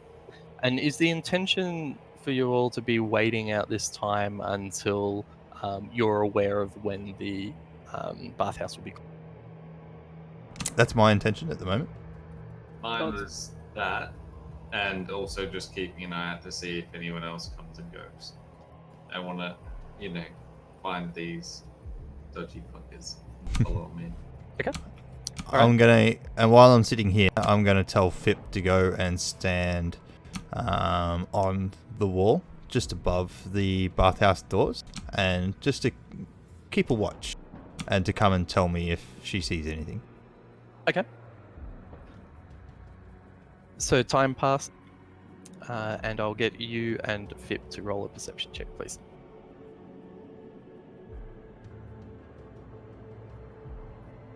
Fip got a natural 20. I roll a 4 on the first one. It's okay. And I got a 16. So do you need to be concentrating on Fip in order for you to receive signals from him? No, so I can talk to him as he is intelligent. And I can tell him to keep watch. And he can do so, but if he sees something, I won't know until he sort of comes back. To sort of let me know. And he there's no sort of... He doesn't talk back to me. So I would have to understand, and I would know the personality of this fake creature to know that it's seen something, and then I would be able to then watch it as it flew back to show me a second time, if that makes sense. That's the way I sort of imagine it. Like if he sees something, maybe he hoots really loudly, or gives a Actually, yeah, I'm going to tell you. If you see something, hoot 3 times. Okay. And I'm going to sit down, I'm going to listen, and if I hear those hoots, I'm going to focus on his senses. So you ascertain that a couple hours have passed. It's around about 11 o'clock. And then you see Fip just quickly flutter up, and he does his signature. I'll focus on Fip. What do I see? You see what appears to be a reddish small creature flying down towards you, Like directly at Fip? directly at Thanesh. At Thanesh. Yes. How far away is this creature? 40 feet. Okay. Can I ascertain its intention? Do I know if it's dangerous or what it's doing? Is this a bird-like creature? Is it a demon? What can I make out what its form is from this distance? So as it's getting closer, you can ascertain that it is an imp with its claws out, ready to attack you. Okay. I'm just going to stand there and take it. Okay. So I'm going to drop my focus from Fip. Actually, no, I'm going to watch myself get attacked from Fip's side. Okay. Just for the moment. So as Fip is perched back down, doing its signature 3 hoots, it can feel you come back in and watch from his eyes and see this smallish red imp just come blazing in and decides that it wants to wreak some havoc on you and and attacks.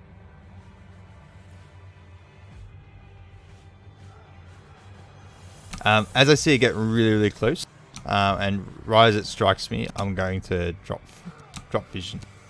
Okay. I'll get you to roll initiate. Now, the rest of you guys, would you be having current vision on, or from the hoots, would you be wanting to investigate? Actually, I'd say from the knowing hoot. that the owl belongs to Thanesh, my immediate reaction would be to look at Thanesh and be like, what's going on? Okay. Now, would you award me a reaction here? No. Even though I watched it? Oh, I suppose maybe I left it a bit too late. Okay. Because you've dropped your concentration as he's attacking you, Okay. so you haven't had a chance to prepare a reaction. Nope, that's fine. Alright, I rolled an 18 for initiation. Yep. Now, we'll say that you guys are aware of the... however, at this point in time, you're currently not aware that Thanesh is in combat. Sure.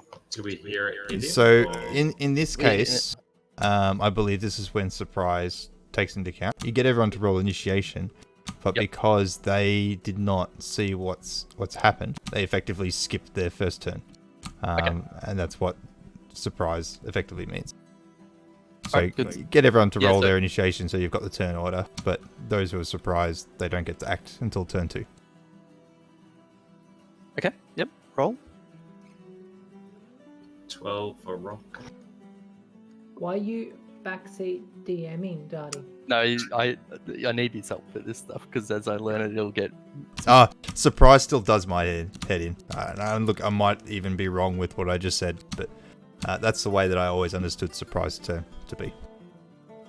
Imp, attack him twice for flinching. I got a 9. I got an 8. Okay. And I did want it to be a surprise encounter, however, because you got a natural 20, I'm going to say that you actually get a turn the same turn as the imp, and then the other guys are being surprised. Okay. So Rock with a 12. Hevel, you were the 8? 9. 9. And then we've got Izzy. Yep, okay. So the imp comes in with its claws out. Actually, with its claws and the stinger that's on the back of the claws, and as he makes a strike on you with a 17. Yeah, that hits. Okay. God, even with all my buffs, that would hit.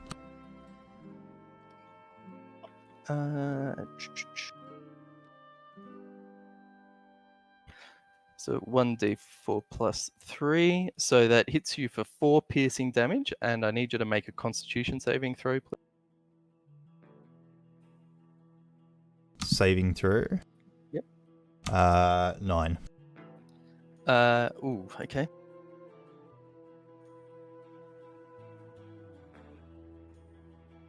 So 4 piercing damage, is it? Yep, 4 piercing damage. And you take 9 poison damage. Holy shit. It is your go.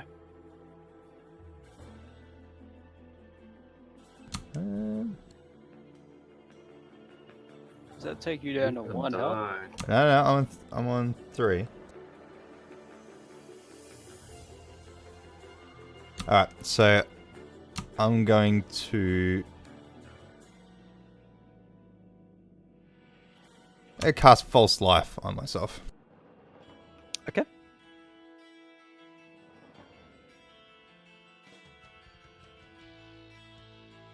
I gain back 7 temporary hit points.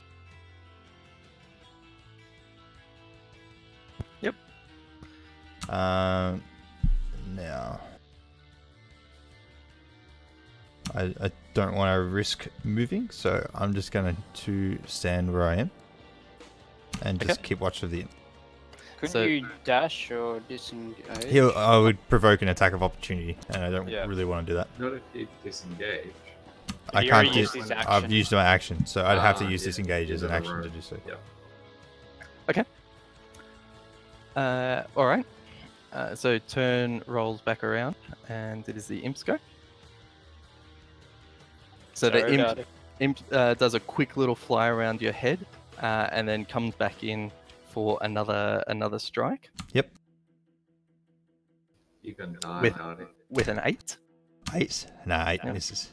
So as you've seen him go back in, he's done his quick little figure 8 to come back in and attack you. However, you expertly ascertain the stinger on the back of its tail coming in for your head, and you manage to duck at the right moment. The imp, a bit frustrated by that, manages to fly back from you, and it is now 10 feet away and 10 feet in the air. Alright, so as it starts to fly away, I'm going to look at the biggest piece of flaming wood in my little bonfire, and I'm going to launch that at the imp. Okay, so on your turn, you are casting Catapult? Yes. Yep. Sorry, I assume it's my turn again? Yes, it comes back around to your turn. Yeah, so you get to make a dexterity save. Yeah, 1 moment. So, dexterity save. So he got a 11. Oh, I hit him. So as you see, you've picked up this big fire or this log in front of you, and you just see this magical energy focus into it, and you launch and make a clear connection directly into the head of the imp. He takes 13 bludgeoning damage from the flaming log. Is it bludgeoning? Yeah, I think. Yeah, I think because it's he's being bludgeoning. hit by an object, not the fire. Ah, yes, sorry. You're lucky because I was reading the wrong one.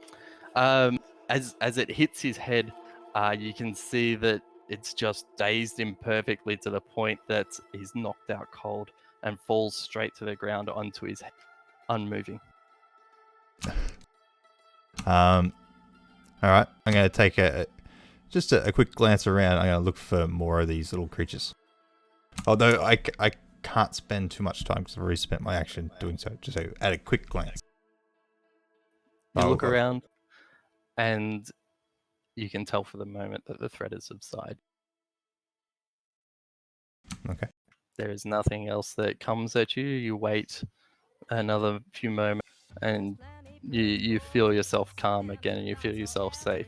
And you see Pip, on the on the perch there. He's looking around intently, but can't see anything.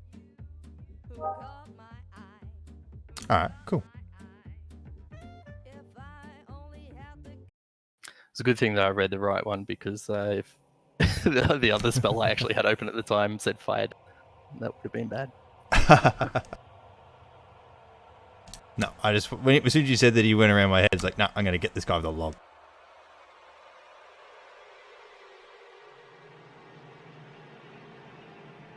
Cool. How much I'm damage did you do again, by the way? 13.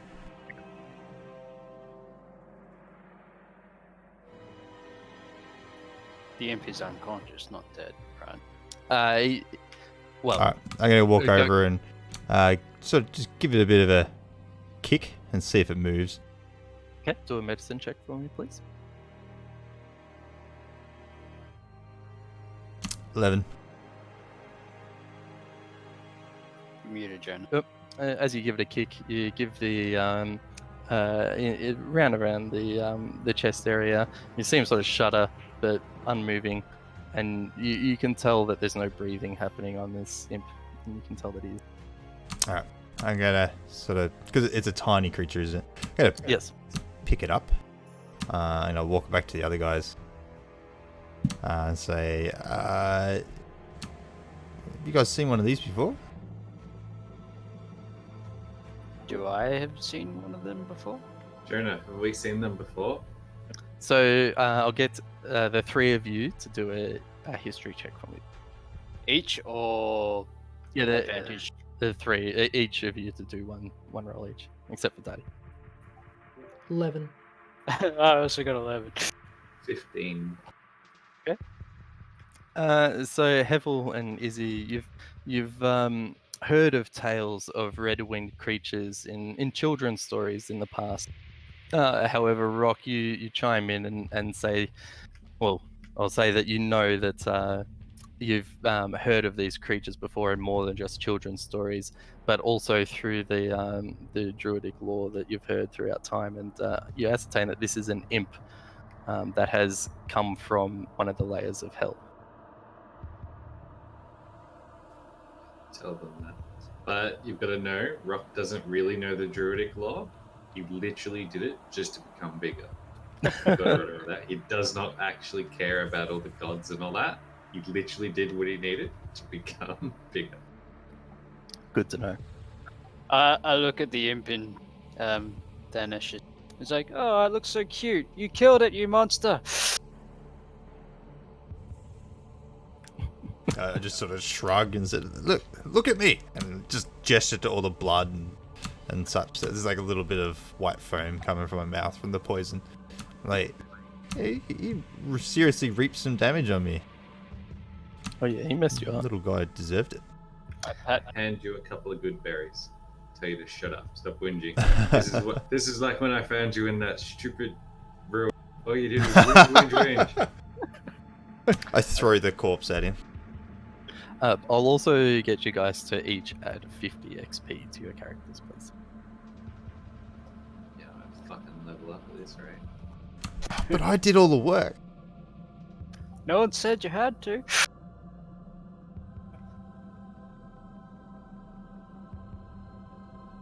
Also forgot to reveal.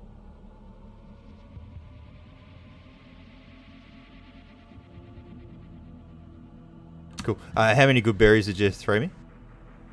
2. 2? I'm a stingy dwarf. Rock care enough to make you shut up, not much else.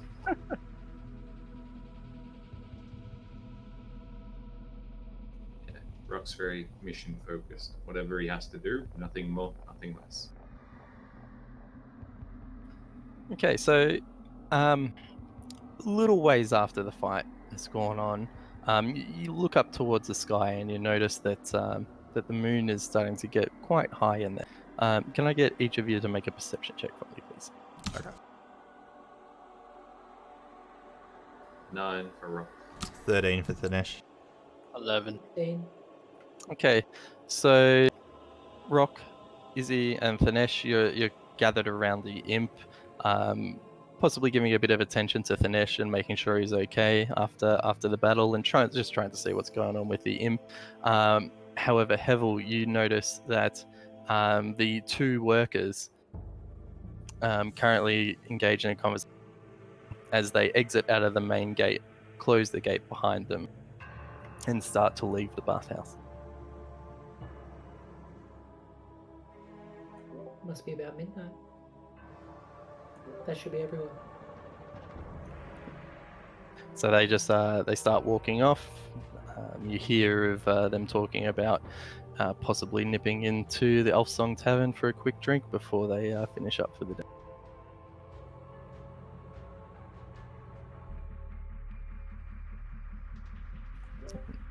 Well, I mentioned to the other guys, it looks like everybody left. Do we want to go in? Well, Yeah. we could go in, or we could wait and see if people enter. And obviously, I bring up the fact that I found that secret door as well. I'm going to use FIP and just fly to the eastern side just so it can see the entrance to the bathhouse. And also see if I can see any lights through the stained glass windows, and if there is any moving shapes on the inside, as it just flies and just perches on the wall and looks at the doors. Yep. Okay. I should actually give a little token to FIP, so that'll Yeah. help you. In the meantime, just need to clarify something with you guys. You all have dark vision except for who? I do not. You do not. Okay. So good to know. So FIP is currently there. I think FIP does have dark vision. Give me a second. Yeah, ours too. Yeah, he does. Dark vision, 120 foot. Yeah, they've got more range than Yep. My little monster thing here has them highlighted is really fucking good for scouting. Yeah. I was looking for, when I was designing Thanesh, because he lived in an elven ruin in the forest, I wanted to pick a sort of foresty creature. And an owl was perfect. And then when I saw the stat sheet, it's like, oh, this is awesome. I just stuck with that. It's gonna suck if we go into caves in hell. Okay, I can always so change his form. okay. I'll get you to roll a perception check for FIP, please. You got a 12. Are you currently watching through his eyes at this point in time? Yes. You are? So as FIP flies around to that eastern wall, you can see that there is that the doors are shut, and that unfortunately there are no windows on this face of the building. I'll bring him back down to the southern side and just have a quick peer through the windows there. Okay. Do another perception check for me, please. 12 again. So FIP sits there on the window, and then as you're looking through, a bit of time passes. 2 minutes, 5 minutes, 10 minutes as you're just observing quietly through. And through the stained glass windows, you can't really see any light. However, you do see just from the moonlight that's streaming in, because it is a full moon at this point in time. So there is quite a bit coming through. You can ascertain that there is something that looks to be a bit of a blur standing in front of the rightmost window on the southern wall. Something that you wouldn't think a blur would be there based on the shape of the stained glass window. So it's sort of obscuring the space before it. It's like as if so you're looking through a stained glass, and a section of it appears to be darker than the rest you would expect from the moonlight that you're getting. So it looks a little bit blurry, a little bit. Okay. I'll come back out of FIP and explain to the others to say it all looks pretty clear. There's no lights or anything I can see, but there's this blurry space down at the southern wall, like right on the other side of the gate. So like that's where it is, yeah, right? Like I'm imagining where you mentioned about there. So that marking there is the rightmost window? Yep. Yeah, so the rightmost window of the bathhouse. And it's on the exterior, not the interior, right? So it's interior. So when you're looking the blur's through on the window... interior. Okay. Yes, yep. Alright, so I say, look, there is a blur or some sort of shape at that window. Perhaps we try and avoid it. What do you mean blur? There's a shape on the other side of the glass. I can't make out what it is. Hey, Like a chair? could Or be a a chair, table? could be a table, could be a person. Can't tell. I recommend that we avoid that area. Could be someone looking out. You know this by your owl, yeah? Yeah. Alright, well if we're planning on entering through, let's maybe knock and see if this blur reacts. You want them to know that they were there when we shouldn't be? I Well, like to if we enter, surprise. they're gonna see us, yeah? Yeah. I'll Oh, hang on. Do you want me to get Fip to knock on the glass and see I what can happens? use prestidigitation just to blow open the door if Wait. it's on. So, one quick one. That flat grass at the back, is that where that door led to? The one you found?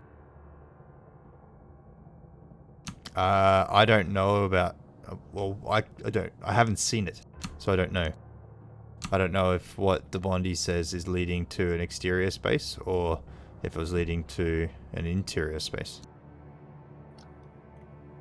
So you can tell that the flap of grass was the northwest area, which is the same northwest area that Hevel noticed a trapdoor.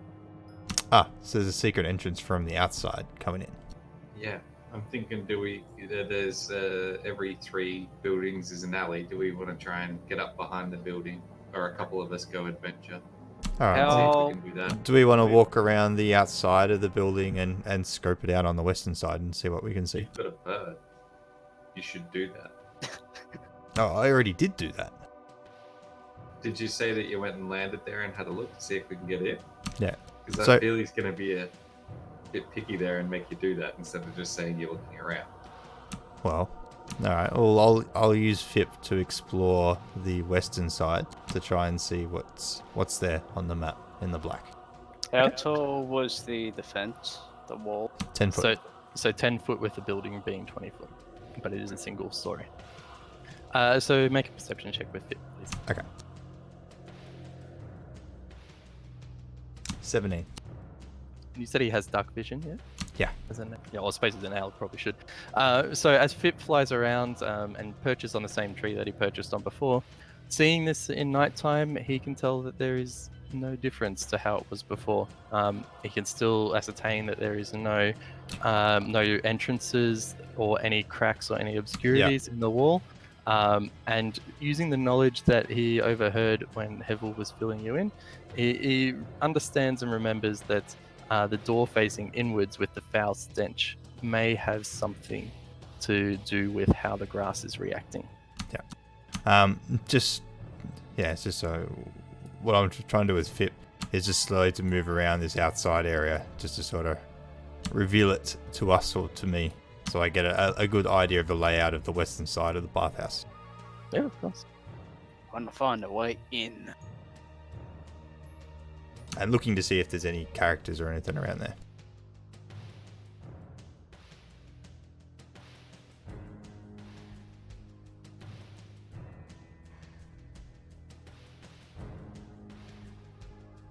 So it's that space that he sees. So that space that is revealed up here, hang on, that space has been revealed technically to Hevel only, Yep. because that is the inside of the stairwell. So what's the space that had the funny coloured grass? The current dark patch that is there. It's there. Okay. Alright, that makes more sense. I was assuming this was a little courtyard or something, not stairs. I'm with it now. All right. So I'll tell everyone it. From what I can see through Fip, and correct me if I'm wrong, but it looks clear of people on the western side, and there's a stained weird patch of grass at the northern side of the building, and that I believe it might link up to what Hevel was saying earlier with the false door. Okay. So do we want to attempt to get in there and, go down the stairs in the stinky room? Or do we want to wait for evil cultists and follow them? I think guess waiting's we- a bad idea. I think if we know what's inside, it might help. I mean, for all we know, the stinky laundry, so we could go in there and like check what it is, and then maybe hide in there. And if people come in, we could maybe get a better picture of what they're doing. Yeah, Okay. I'm for that. Just and if we go in knowing, like we just walk in as if we own the place, pretend like don't do sneaking, because I assume if someone's watching, they'd be expecting cultists, and it's blurry, so they can't actually see it. So, you know, because I assume it's someone waiting behind the window. Did you tell us about... Sorry, Fuzzy. Did you tell us about the conversation that you had with the masseuse? Like, in detail? Like, do we know about that conversation and what was it? The Blondie? I'm pretty sure he did say that he regaled it to you. Yeah, so the conversation that you had with the masseuse, like, did you tell that to us in detail? I did say that. Okay, so I'll point out that the masseuse seemed concerned that Hevel was not wearing insignia, and that we might be found out if we're loitering around. So that's all good, because it's a stained glass window. No one's going to see that until we're in, at which point we can subdue a person. I'm just gonna say, if we want to walk in like we own the joint, you want me to disguise myself like I own the? But don't be burning fucking spell slots. I will, but Nah, you don't have enough spell slots. I can make another one with my sorcery points. I think, like, yeah, insignias. Thing is, Baal, Lord of Murder, is worshipped by assassins. If you're an assassin, do you necessarily want to have a tattoo telling people? And some assassins are very proud of their work. Well, I I'm can from the use- country. I want to hide out. Well, Do we let's- know what the symbol is? I can use prestidigitation to make a mark or symbol appear as an object on the surface for it. Do a history check for me, please. 11. I'm going to say that you cannot recall what is the symbol specifically to Baal. You do understand that each of the dead three have their own unique symbol. However, you cannot correctly remember which one belongs explicitly to Baal. It's a skull with blood drops around it. Can you do a history check for me, please?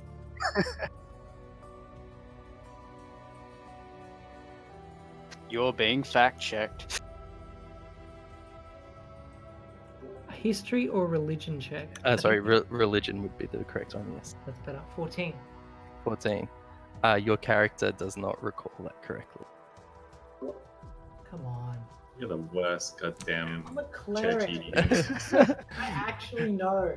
Your character, you yourself may know, but your character at this point in time is unable to accurately recall. Noticing that these two are trying to remember, I'm also going to have a go and see if I can remember. Because I am proficient in religion. Are you? Okay. Alright, yes, do a religion check for me, please. I don't know. I've got 11. Rock is also proficient. No one's asked him, so he's just not bothering. He wants to know if we're going in or if we're, gonna. Because Rock doesn't think someone's going to be able to see an insignia through a stained glass window anyway, so it's not a problem till we're inside. At which case Okay. we're fucked anyway, because we're not wearing cultist robes. So Alright, so what's the plan? We go in, we scope the place out, we hide in the bushes. Alright, let's do it. Who's going first? Rock goes first. Rock Alright. not bored of waiting. Rock just opens the gate and just, walks in. Are you going in the front door, not around the back? Check for traps. 100% just walking in the front door like I own the place. Do you want me... Well, before we start this, do you want me to ritual cast Detect Magic as we go in? Rock got bored of waiting. Alright, we just went in. Okay. I hurry in behind him, and as we're going, I try and look for traps quickly. I follow. Yeah, Rock is quite impatient, being the youngest child. I just want to remind you guys, And I would have reminded everyone before we walked into the front door that I did see a shape behind that glass window. Yep. You don't care? Just straight in? We've remember. said that. That's All right. what we were expecting to notice how insignia is. Okay. But it can't clearly see. It'll just see us walking in, and it'll assume we're the cultists. The plan is until we get through the door. It looks at us and goes, "You are the cultists," and then I turn into a fucking giant horse and trample the fight, or Let's something just- to that effect. Let's pretend we left our insignatures downstairs the last time we were here. Okay. And we're coming back to get them. Yeah, or we go in there to get our robes to do our cool cult things, and we're not taking them back with us because then the cops will get us and beat us. Not stupid. Why don't we say that we're new initiates and someone sent us here to get our robes and insignias? Did they distribute Okay. robes and insignias here? We're about to find out. But we will say, It's the look, we best just plan we got. look. We say that we had a brief conversation with a mysterious person that we can't recall, and he, we left that conversation expecting that that's what we would get by coming here. If we're mistaken, where else can we go? Because we want to worship this almighty blood assassin god. That sounds good. As we're walking past, can we see this blur, and can we see it reacting to us? Make a perception check for me. I will assist because I would also be looking at it. I get 14 plus 2, 16. Okay. So as you've barged open the outer cloister gate into the courtyard, you do see a shimmer of the shadow move in the stained glass. You can't tell whether whether it's someone that's turned left or right, or if it's an object moving in wind, but you can definitely sense that there has been some movement from that shadow. Is the front door here, is that like a solid door, or is that like a gate kind of thing? It is a solid door. So we wouldn't be able to hear someone running through the house. Well, considering it's a bathhouse, it'd be kind of echoey. Would we hear that if someone was running? Make a perception check again, please. Because now that you're in position and you're listening, I got 4. you hear nothing on the inside. There was no one inside. Yeah, I inform everyone that I have not heard anything, and I test the door to see if it opens. Okay.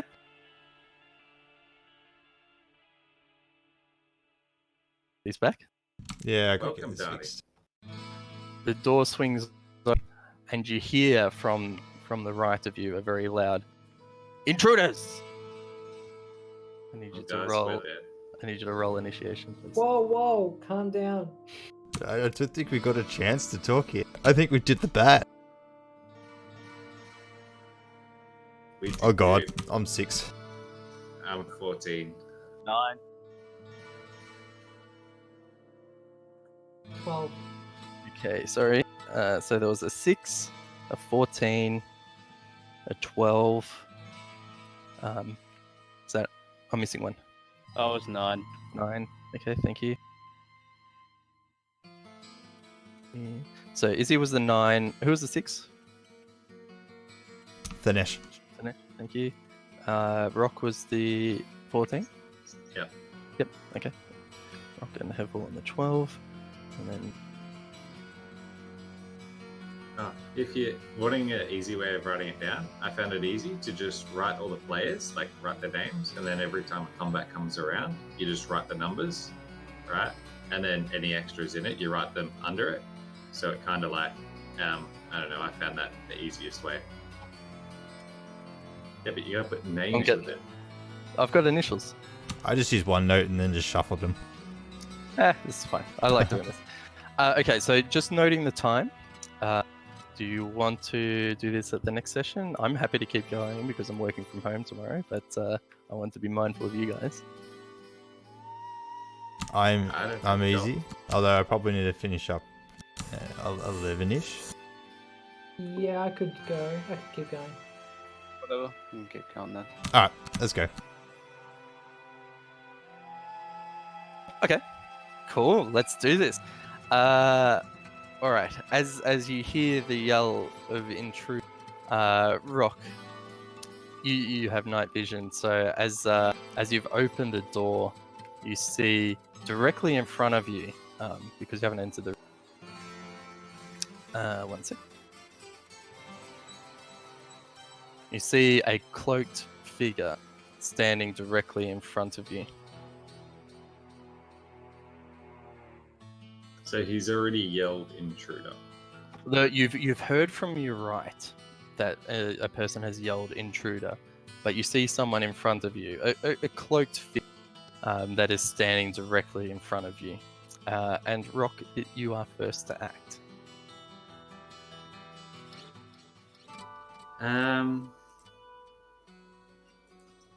Cool. So I do what any good thing would do and double check to see what I'm about to do has dark vision. It does not. Does that one? Shit, none of these fucking animals have dark vision. Wait, do I keep dark vision? Do we say no? I think you become the entirety of Yeah. the animal.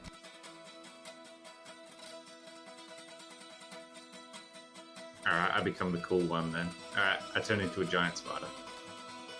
Okay. I just and as I do it, like, so I run in the room, like I start running in the room, and then I turn into a giant spider. Oh, do you want the link for it, or you can... If you can send me a quick link, that'd be great. But I'll trust that you're doing things right, and I'll just tell you what's happening. And as you enter,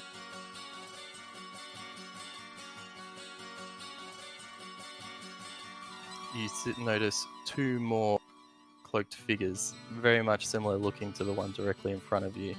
One on the left and one on the right. Cool.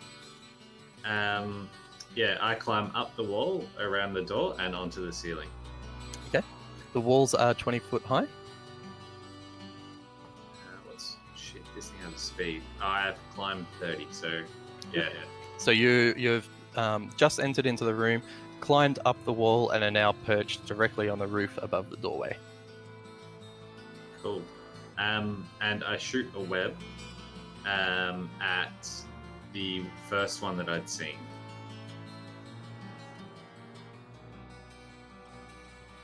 As in this line. Yep. Okay. Okay, so your web. Yep, so roll attack hit. Roll your attack. Let's survive to hit. Ah, shit. I got a 1. Okay. So as you shoot this web out, you manage to, because of the dark vision and the low light that's in this room and the darkness of the hooded figures, you manage to shoot the web all over the bath that's directly behind him, and manage to cover up half of the bath's roof with that. You have not touched the night blade at all. A night blade. That sounds horrific. Cool. That's me then, I guess. You made my mistake. Great. Rolling a 1. Okay. Next move is Hevel. That was DM. Don't call it by its name. Don't call it by its name. Yeah, You just targeted the beholder. Fuck! But this is a custom one that's in this thing, so you'll be fine. Alright, so we're doing this. We're fighting. I enter the room and I'm going to cast Word of Radiance. You utter a divine word and burning radiance erupts from you. Each creature of your choice that you see within range must succeed on a Constitution saving throw or take 1d6 damage. So each creature, is there a range restriction? Oh, it's only 5 feet. What a rubbish spell. It's a good spell if you get overwhelmed by tiny things.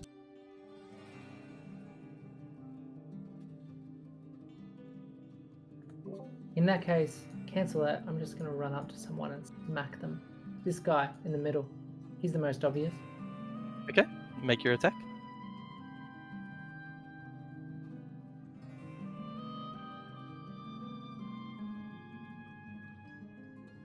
22. That's a hit. Roll damage.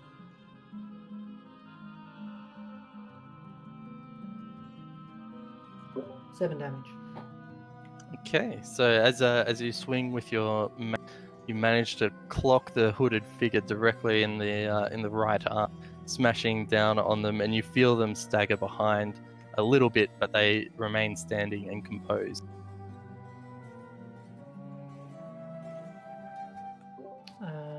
That's it. I'll stop there. Okay.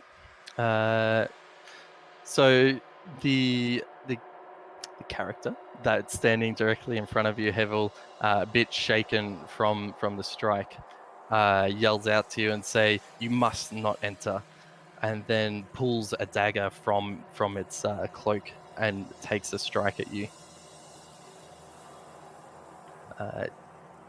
A 17. Nah, 18 AC. Ooh. So as he gets in with this, hang on, sorry. No, yep, that's right. So as he pulls out this dagger, he takes a quick slashing blow upwards across your chest. However, your chainmail manages to catch all of that, and you feel nothing come. Next, the southernmost knight goes to aid his friend and comes up next to you and turns around and does the same with a 22. So he managed to do the same motion, but this time manages to catch you in the and hitting an area where there isn't chainmail, and hits you for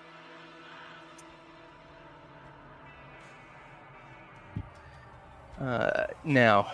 Do you have any defenses against piercing damage? I don't think so. Okay, so he hits you for 8 piercing damage, and you feel that this damage has done more to you than what you realize a normal dagger would be able to do. You feel the bit of dread just around you that causes you to suffer a bit more than normal. That's ominous.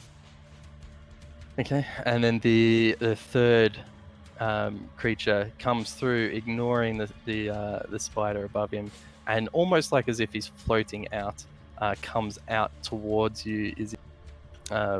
Based on the long cloak, it looks like it is floating, and comes to you and says, "No more intruders are allowed in here," and makes an attack on you, Izzy, for 13. I have AC 15.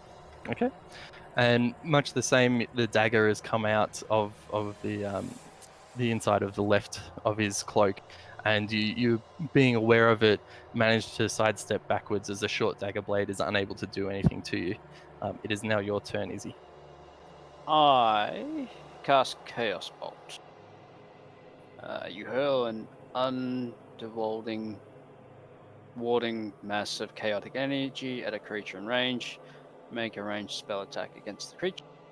On hit, target takes 2d8 plus 1d6 damage. Choose one of the d8s, and the number rolled on that die determines the attack damage on the type. And then also, if you roll the same number on both d8s, the chaotic energy leaps from the target to a different creature of your choice within the. Ooh, okay, that is nasty. I like it. Roll your. I got a 24. 24 to hit? Yeah. That hits.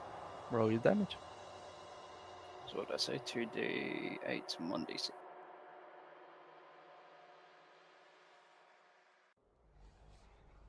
First one is a 1.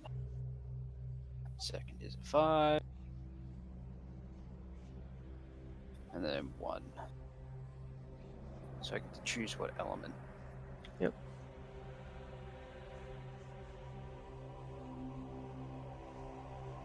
I went back.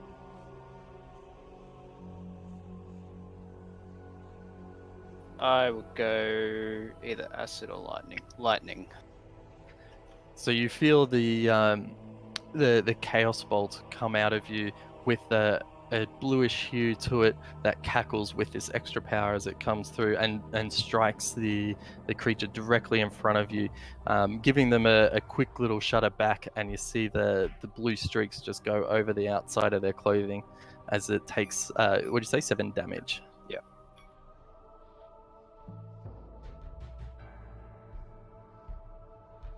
After seeing the stunned shock on the creature's face, which is still half hidden beneath it, you can see that it is still standing and ready to go. I won't move. Okay. Thanesh, it is your turn. Would I be able to see clearly under the moonlight here? Yes, it is a full moon, and so you do have dim light in the courtyard that allows you to see what's going on. I am going to cast Firebolt at this guy right in front of me. Would Vanish get advantage or any form of sneak attack or something? Isn't that on melee attacks when someone's flanked? Yeah, Yeah. and it requires the 2 characters to be opposite each other. Yeah. There you He's go. not So rogue. you're doing a fireball? I did. I rolled Yep. natural 20. Ooh. Okay. And yeah, because it's to hit on a fireball, isn't it? Yep. Yep. All right. Roll your damage. Roll your critical. First roll was a 1. I got 8 fire damage. Okay. Describe the fiery blaze that you destroy this creature. Oh. Can I see inside his hood? Or is that like complete blackness? Because I want to throw a fireball in there and engulf his and turn him into Ghost Rider. So he is currently facing Izzy at this point in time. So you are looking at the side of his cloak. However, you could say that. Well, you described the fire that's happening, but he's not currently looking at you. I put out my hand and mutter a few words of power, and this big fireball appears. Oh, not fireball, tiny little fire appears in my hands, and the hooded character turns to face and see me right as it smashes him in the face, and turns him into Ghost Rider. So as the flame sets fire to his skull, you just see the intense pain and heat as he collapses directly in front of you. You can smell the hair smoldering from underneath. Oh, that's a disgusting smell. All right, satisfied. I'm going to move indoors. Okay. All right. Back around to Rock. Right. I would like to move 15 feet to here above this guy. And how tall is So they are standard humanoids. So 6. 6 foot, and Yeah, you're on a cool. 20-foot roof. Cool. So if I go 15 down the wall here, I am munging on his. You certainly are. Cool. I mung on his face, and a giant. Fuck, I got too many tabs. A giant spider. I do bite. Okay, roll to hit. No, I won't get it. The fancy pants, will I?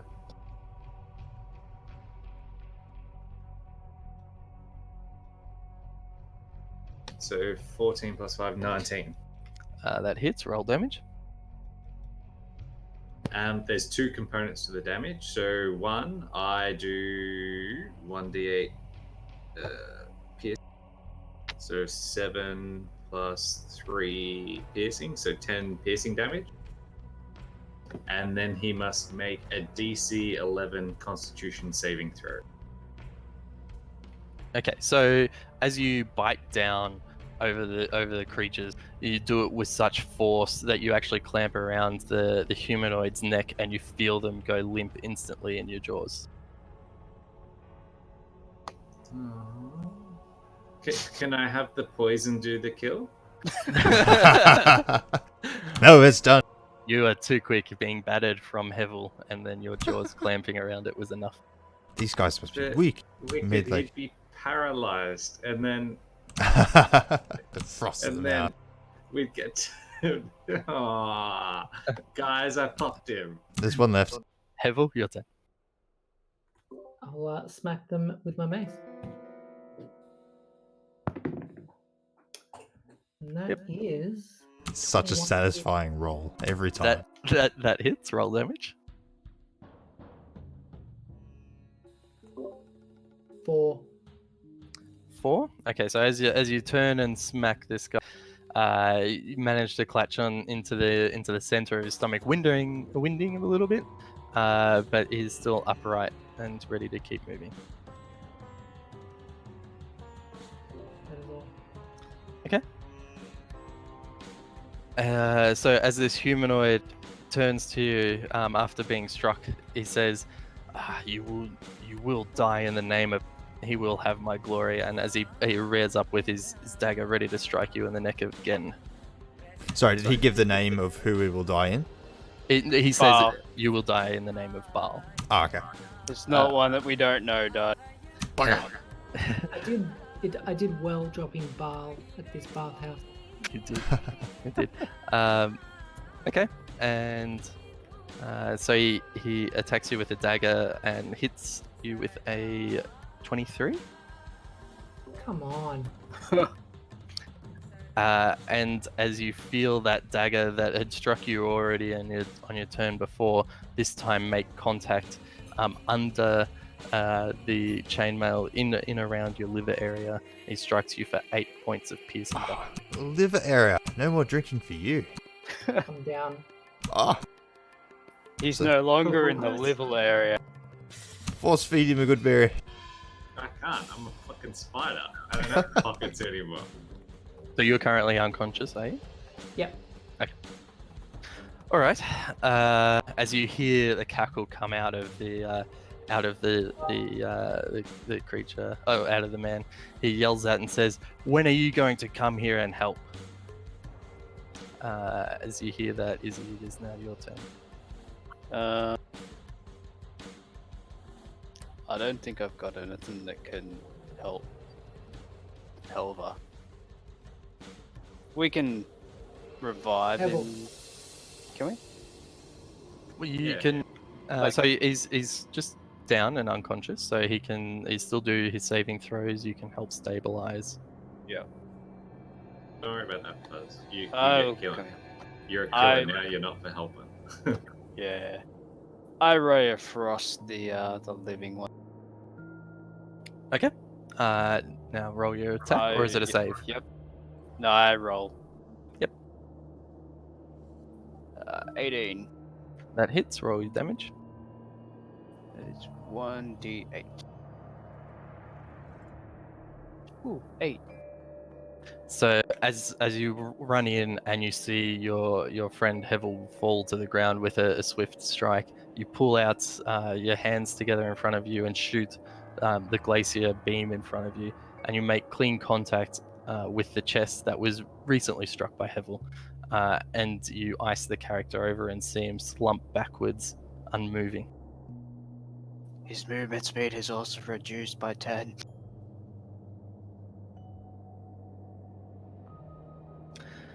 Okay, Dhanesh, it is your turn. A quick look. I can't really see much going on, so I'm going to rush to. Oh no, Hevel's there. I can just go forwards one space. Finish. Sorry, Hevel's side. I'm gonna attempt to stabilize him. Now, remind me on the stabilizing. Is that a I think you check? can, with a successful medicine check. Give me a sec. I was reading this before, but I have forgotten. I'm sorry.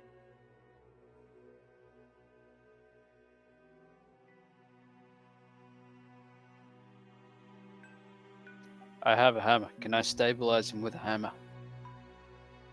You will crit him.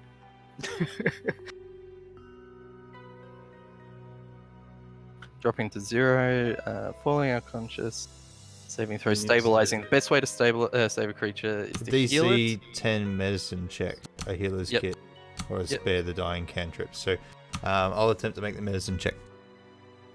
Yep. Oh, I stabilized him. Let me get the Okay. actual number. 13. To an attempt to stabilize it. So you rolled it. So you feel as you lay on the ground, you manage to bring a bit of calm and stability to the unconscious Hevel, who was shaking a little bit from being struck. You know that he is stable now, but is still currently unconscious. Yep. Very good. My good berries, they restore 1 health when eaten. That's Can you an can- unconscious person gobble? He cannot chew and swallow it well. You just put it in his mouth, grab his jaw, and So as you manage to administer some stability to your friend, you hear the door from the north smash open. So I rush to it. You're currently still in and get combat. above it. You're currently still in combat, so wait your turn. And you see come out. Hang on, let me make sure I'm describing this guy correctly. And you see this medium build of a man come out, holding in one hand a giant flail with a skull on the end of it. Come out towards you, and see that the destruction that's already happened to the guards. And he says, "Ha! Trust these guys to be useless," and starts rushing towards you, Izzy. He turns to you and says, time to take matters into my own hands," and makes an as he swings around with his flail, you can tell that there is an air of inexperience with how he is handling it, as the flail spins around and manages to catch himself in the back of the head. I hope that was a 1. boss enters. Boss rolls natural 1. Hang on. I can't. Which is the right die? That one. And manages to clock himself in the back of the head for 5 bludgeoning damage.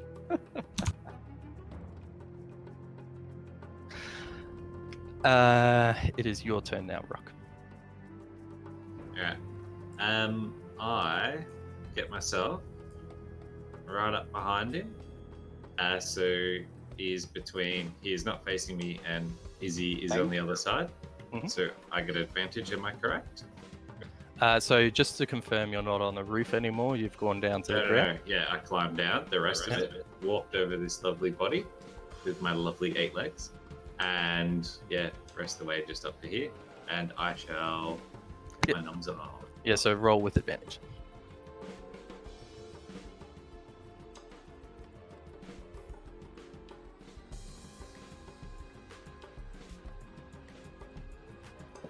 So 23.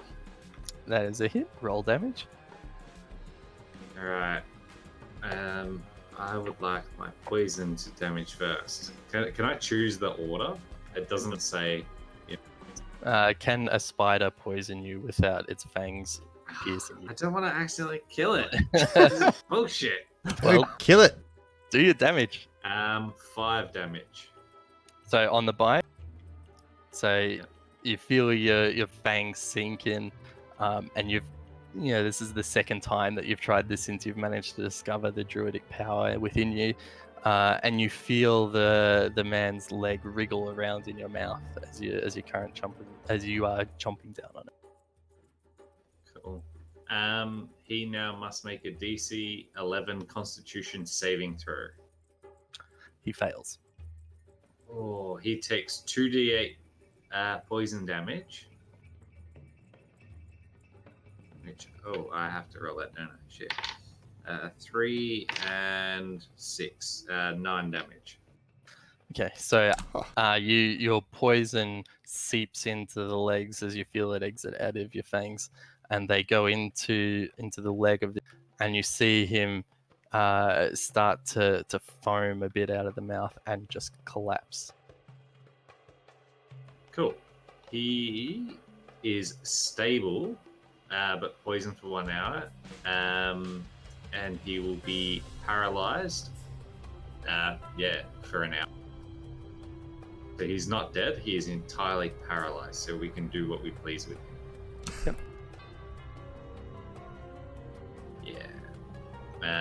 Cool. Okay, so that is the as you see this final character fall, you hear the thud of his skull flail hitting the ground. You look and wait around just to see if there's anything else, but you hear nothing.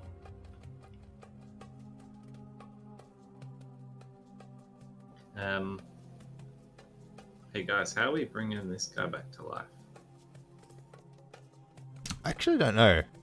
Do we need? I believe if he sits around, yeah, a stable creature isn't healed, regains 1 hit point after 1d4 hours. So, do we short rest this shit and pray? Or. Roll a die. Hold on, I'm looking to see if Goodberry can be administered to an unconscious. I'll So- use mage. By So rules I'll- as written, you may not be able to administer a Goodberry. Rules as interpreted, you most certainly can. It definitely says eating a good Yeah. berry. Okay. So we'll end the session there. You've entered the bathhouse after hours, and you've managed to dispatch of the initial guards. So you are going to be free to investigate after the fact. However, I can see that a few of you are a bit sore and a bit hurt, and might need to consider your actions. But we'll I'm leave that for the going next to, session. before we go, I'm going to drag an unconscious Hevel and pick him up and place him on the massage table. Why not in the soothing bath? Daddy, did you want to finish that while back about religion in the city, I think? Oh, James might need to look at that after hours. And So yeah, message. let me read through the section again. What was the question again in full? I want to know what religions are banned and what religions are practiced in Baldur's Gate outside of these 3. What's shunned upon? Yeah, what's Yep. shunned upon? All right, I'll find that out and I'll have that for the next session. Before you guys run away, we need to do the XP for this. So James is such a better DM than me. I forget this shit for several sessions, then hand it out at once. ooh, I also need to see what the challenge rating is because I think that so 50, 50, 100. So it's 250.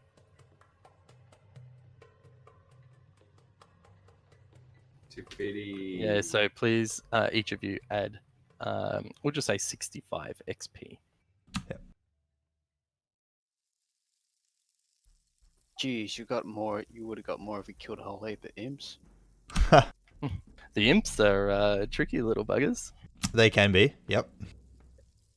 You guys fought them. Did we? Oh, we only fought like maybe one. You fought 3. You encountered them several times and ignored them. So imps have a challenge rating of 1, whereas each of those dudes have a challenge rating of 1/4, except for the dude that clocked himself in the head. He's a bit... No, Yeah. he's not. He went down there in 1 hit. Yes, he did roll a natural 1. Apparently, my druid is overpowered for the next level. That's good. Because he's stronger than your average player, but not long after that, I will go to normal land. You may need that. Nice. Out of spell Yeah. slots, by the way. I'm fine. I can keep this shit up all day. Like, I've got, in my current state, I have 14 AC and 26 hit points, right? I can be knocked out of that entirely, like lose all those 26 hit points and turn into, like, I was tossing up between a dire wolf, which has 37 hit points and 14 armor, but he doesn't get see in the dark land, or a brown bear, which is 34 hit points and 11, and he That's gets a lot of multi health. attacks. That is. Yeah, I know. For this level, I'm literally a tank. Can you be? You can be a wolf. Is a wolf a dire wolf though? Yeah, you'd I be can a wolf. dire wolf. The dire wolf might be too strong because the challenge rating's too high. Yeah. So your dire wolf challenge rating is a 1. At a level 2, you can do. Oh, Circle of the Moon can do a challenge. Yes. Yes. I'm It's other special. circles are the tricky ones. So yes, you Okay. can do a direwolf. Yeah, we Yep. went over this last time. So because we did quite a bit of RP, and I actually really liked how you went about trying to find out some of the information and cool stuff. I'm actually already well prepared for the next session, so I'm happy to keep going next week, unless you guys want to break. No, I'm easy. Yeah. Cool. I'm good. It's not like I'll have a jump by then. And if I do, holy shit, this is too easy. But if not, Yep, next week. Nice. And any suggestions for me? How was it? Was it enjoyable? That was really enjoyable. You did a pretty fantastic job, I thought. Like, one thing I learned is if it's not an official rule, you should probably not do it. Because I was letting people like carp like it. Yeah, I don't think you did it this session, but the previous one, you let us do like little weird attacks and push people over the rail and then attack and do damage kind of stuff. If you do that, people tend to think it's just the way things are, and then when someone gets an ability that enables that, it feels like a nothing ability. I don't think there's too many abilities like that. I also disagree there. Like, it depends on how you do it. If you're handing it out like a free action, then yeah, I sort of get what you're saying. But if I say I want to spend my action ramming a fella and throwing him over the rail, then you would do a strength check versus his strength check. He would fail, take bludgeoning damage, and fall. Yeah, That's fair. I can see where Apples is coming from too. I mean, I see that as two actions. One is the ramming him and putting him up against the fence. The second action would be throwing him over the fence. Well, it depends. Maybe I imagine the ram to be a coat hanger, where I run up and literally coat hanger him and send him over the rail in a single action. But you got James said the fence broke and gave way, and then they both fell, then that if it was it all depends. You stick to the rules too much, it's going to get boring. Yeah. Trying to break an action like that across 2 turns is Oh, no, it's not necessarily that. It's more just make sure that you don't let it go too far. Yeah. Because I allowed, like, we had a little kobold rush in one of the things, and I allowed our barbarian to just cleave 2 of them because he got a fucking crit. And his next level ability was the ability to cleave. And then he's like, oh, this sucks. I can already do that. I'm like, shit, I didn't know that wasn't a thing. Yeah, it's a bit different. Like, if the players are paying so well that, you know, it fit the moment, then go for it. I think. Within reason. Like, you know, you want to not make it too outlandish, but if you describe, as a monk, I'm going to step on 3 people's heads, launch off the 3rd one, and crash down onto the 4th one, and the DM goes, okay, give it a go, but it's going to be a high DC. It makes you roll 4 acrobatics checks, 1 for each head, and then the jump, and you pass it. Do it. Like, there was a massive degree of difficulty in rolling all of those checks. And it fails. No, that's fine. But it's like, so say that flaming log you had to throw, had that then also done like fire damage or something. That'd just mean you'd cover everything with fire from then on out, kind of thing. The catapulted thing. So that spell intentionally only does 3d8 damage, and that's fucking huge damage. But if you then go and light everything on fire, it makes it OP. But if I spent an action, let's say in combat, I spent an action to deliberately light the wood, and then on my next turn spent an action to launch the wood, like, it's a little bit more, like, if the DM decided, okay, that's, sounds fair in this situation, so I'll add an extra d6 of fire damage or something like that, that could be okay. Like, maybe it was a skeleton that's never seen water for the last 3 years and is all dry and wearing old fabrics and things like that, and just immediately catches on fire. Like, it depends on the setting, the scene, the mood, and the RP. And if all of those line up, I think that should be fine. But yeah, I'm totally against making it the norm and saying, all right, every time you roll a crit, you get to cleave some guy. Yeah. But yeah, I don't know, that's just what I think. Yeah, I remember, like, one of the funniest moments was one of those games, I think, Darty, when we were going to do and when Apples was playing that bird That game, fucking bird character. and when he came down from Yeah. And that, again, it just made sense to allow you to do it. So, yeah, it was roll for intimidation after you just screamed at a guy, and even though you'd already had your, it was so funny to Yeah. allow you to do that. It was definitely worth yeah, it. and like that was not rules as written, that was not rules as interpreted. But you rolled RP'd the absolute heck out of that, and it was funny, so I let you have your moment, and it was hilarious. It was so good. I'm not saying, don't get me wrong, I'm not saying don't do it. It's just like when I accidentally allowed cleaving on little fellas, and then later on he gets an ability that is that.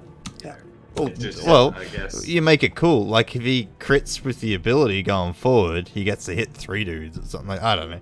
Like you can still do it. It's obviously you're getting power creep issues coming in there where things are just, you know, you're hitting bucket loads of dudes. But there's other ways to still keep the fun in the same thing.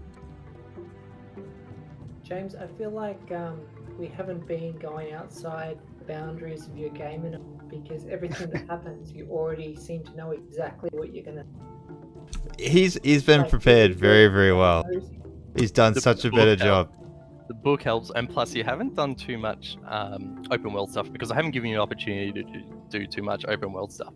However, I will give you the hint that the interaction with the burly lady was a random encounter, and the imp was a random encounter. Okay. So they well, and the random encounters are in the book, and you can roll against them and see what's happening. There were some that I predefined based on, and I just made sure that when you guys were going along, when you did a check, you either engaged with it in one way or another. Now, because Darty got a natural 20 when looking at the imp, that means that the imp didn't get a full round of sneak attack on him, and if it did, Darty would have been down and possibly already down to death saving. But because the perception worked, then yeah.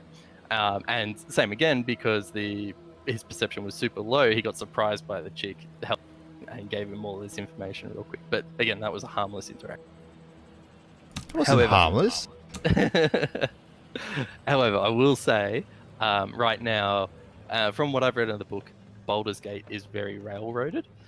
When you get to the other few areas a bit later on, and this is when you're more higher level, so we're thinking 6+, it's very much going to turn into a choose your own adventure sort of thing, and there'll be multiple avenues that you'll be able to. This hasn't sort of felt railroaded so far. Like this has been, like, obviously start of any game or quest or whatever, you have very few options, and it's already opened up to having a couple of options, and we can choose that. Like you're not saying you must follow this one path. Like you've already presented a second option, which we talked about and considered going, but it was too far away. So, like, there's choice there already, so I wouldn't be worried about this being railroaded at all. Yep. All right, cool. But as long as you guys are having fun. To be fair, the main NPC almost died in our first battle. Yeah. I think that was by design, it seems. Well, actually, there is a section in the book that covers off if the NPC does. And I did change the stats of the NPC to make that fight a bit more fair. Because if the NPC stats were original, Deadeye would have killed her in one shot and then would have turned and wailed on you guys for a few turns before leaving. I wanted to give you a first fight. Not like, this one's meant to be dangerous and probably set for experienced players. But I just wanted to give you guys sort of a good intro, let you a chance to do some heroic actions that sort of made you feel invested in your characters, and then I'll kill them off later with what's coming. Hey, I like my character. You one-shot it. The flaming log of wood. So I actually, on going back, I stuffed that up. Did you? And I need to fix that up because, as I'm getting used to reading these stat blocks, he actually has a damage resistance to bludgeoning, so he should have been okay. and he would have been alive. But the other guys, because they all had their turn afterwards, surely they would have been able to knock out the imp. Don't worry, I stuff up stat blocks. My Ragnaros fight that I designed, you made him fall over, and then I looked at the fight afterwards, and being an elemental, he's immune to that. Yep. So he should have kept going. So, whoops. Oh well. And that's why I was also looking at the stat. Like, I was looking at the wrong spell, but I was looking at it. And if catapult did fire damage, even though you would have hit it, it would have done absolutely nothing because of fire immunity. Yeah. When you said like red flaming wing, like that was a bit of a hint to sort of not do that, or red wings. But I wanted to burn the catapult spell because it's cool and it does a bucket ton of damage. Sweet. But well done. That was really good. The RP was pretty awesome. Okay, well that's good. Enjoy. All right, so next Monday we'll go again. Next Monday. Sounds good.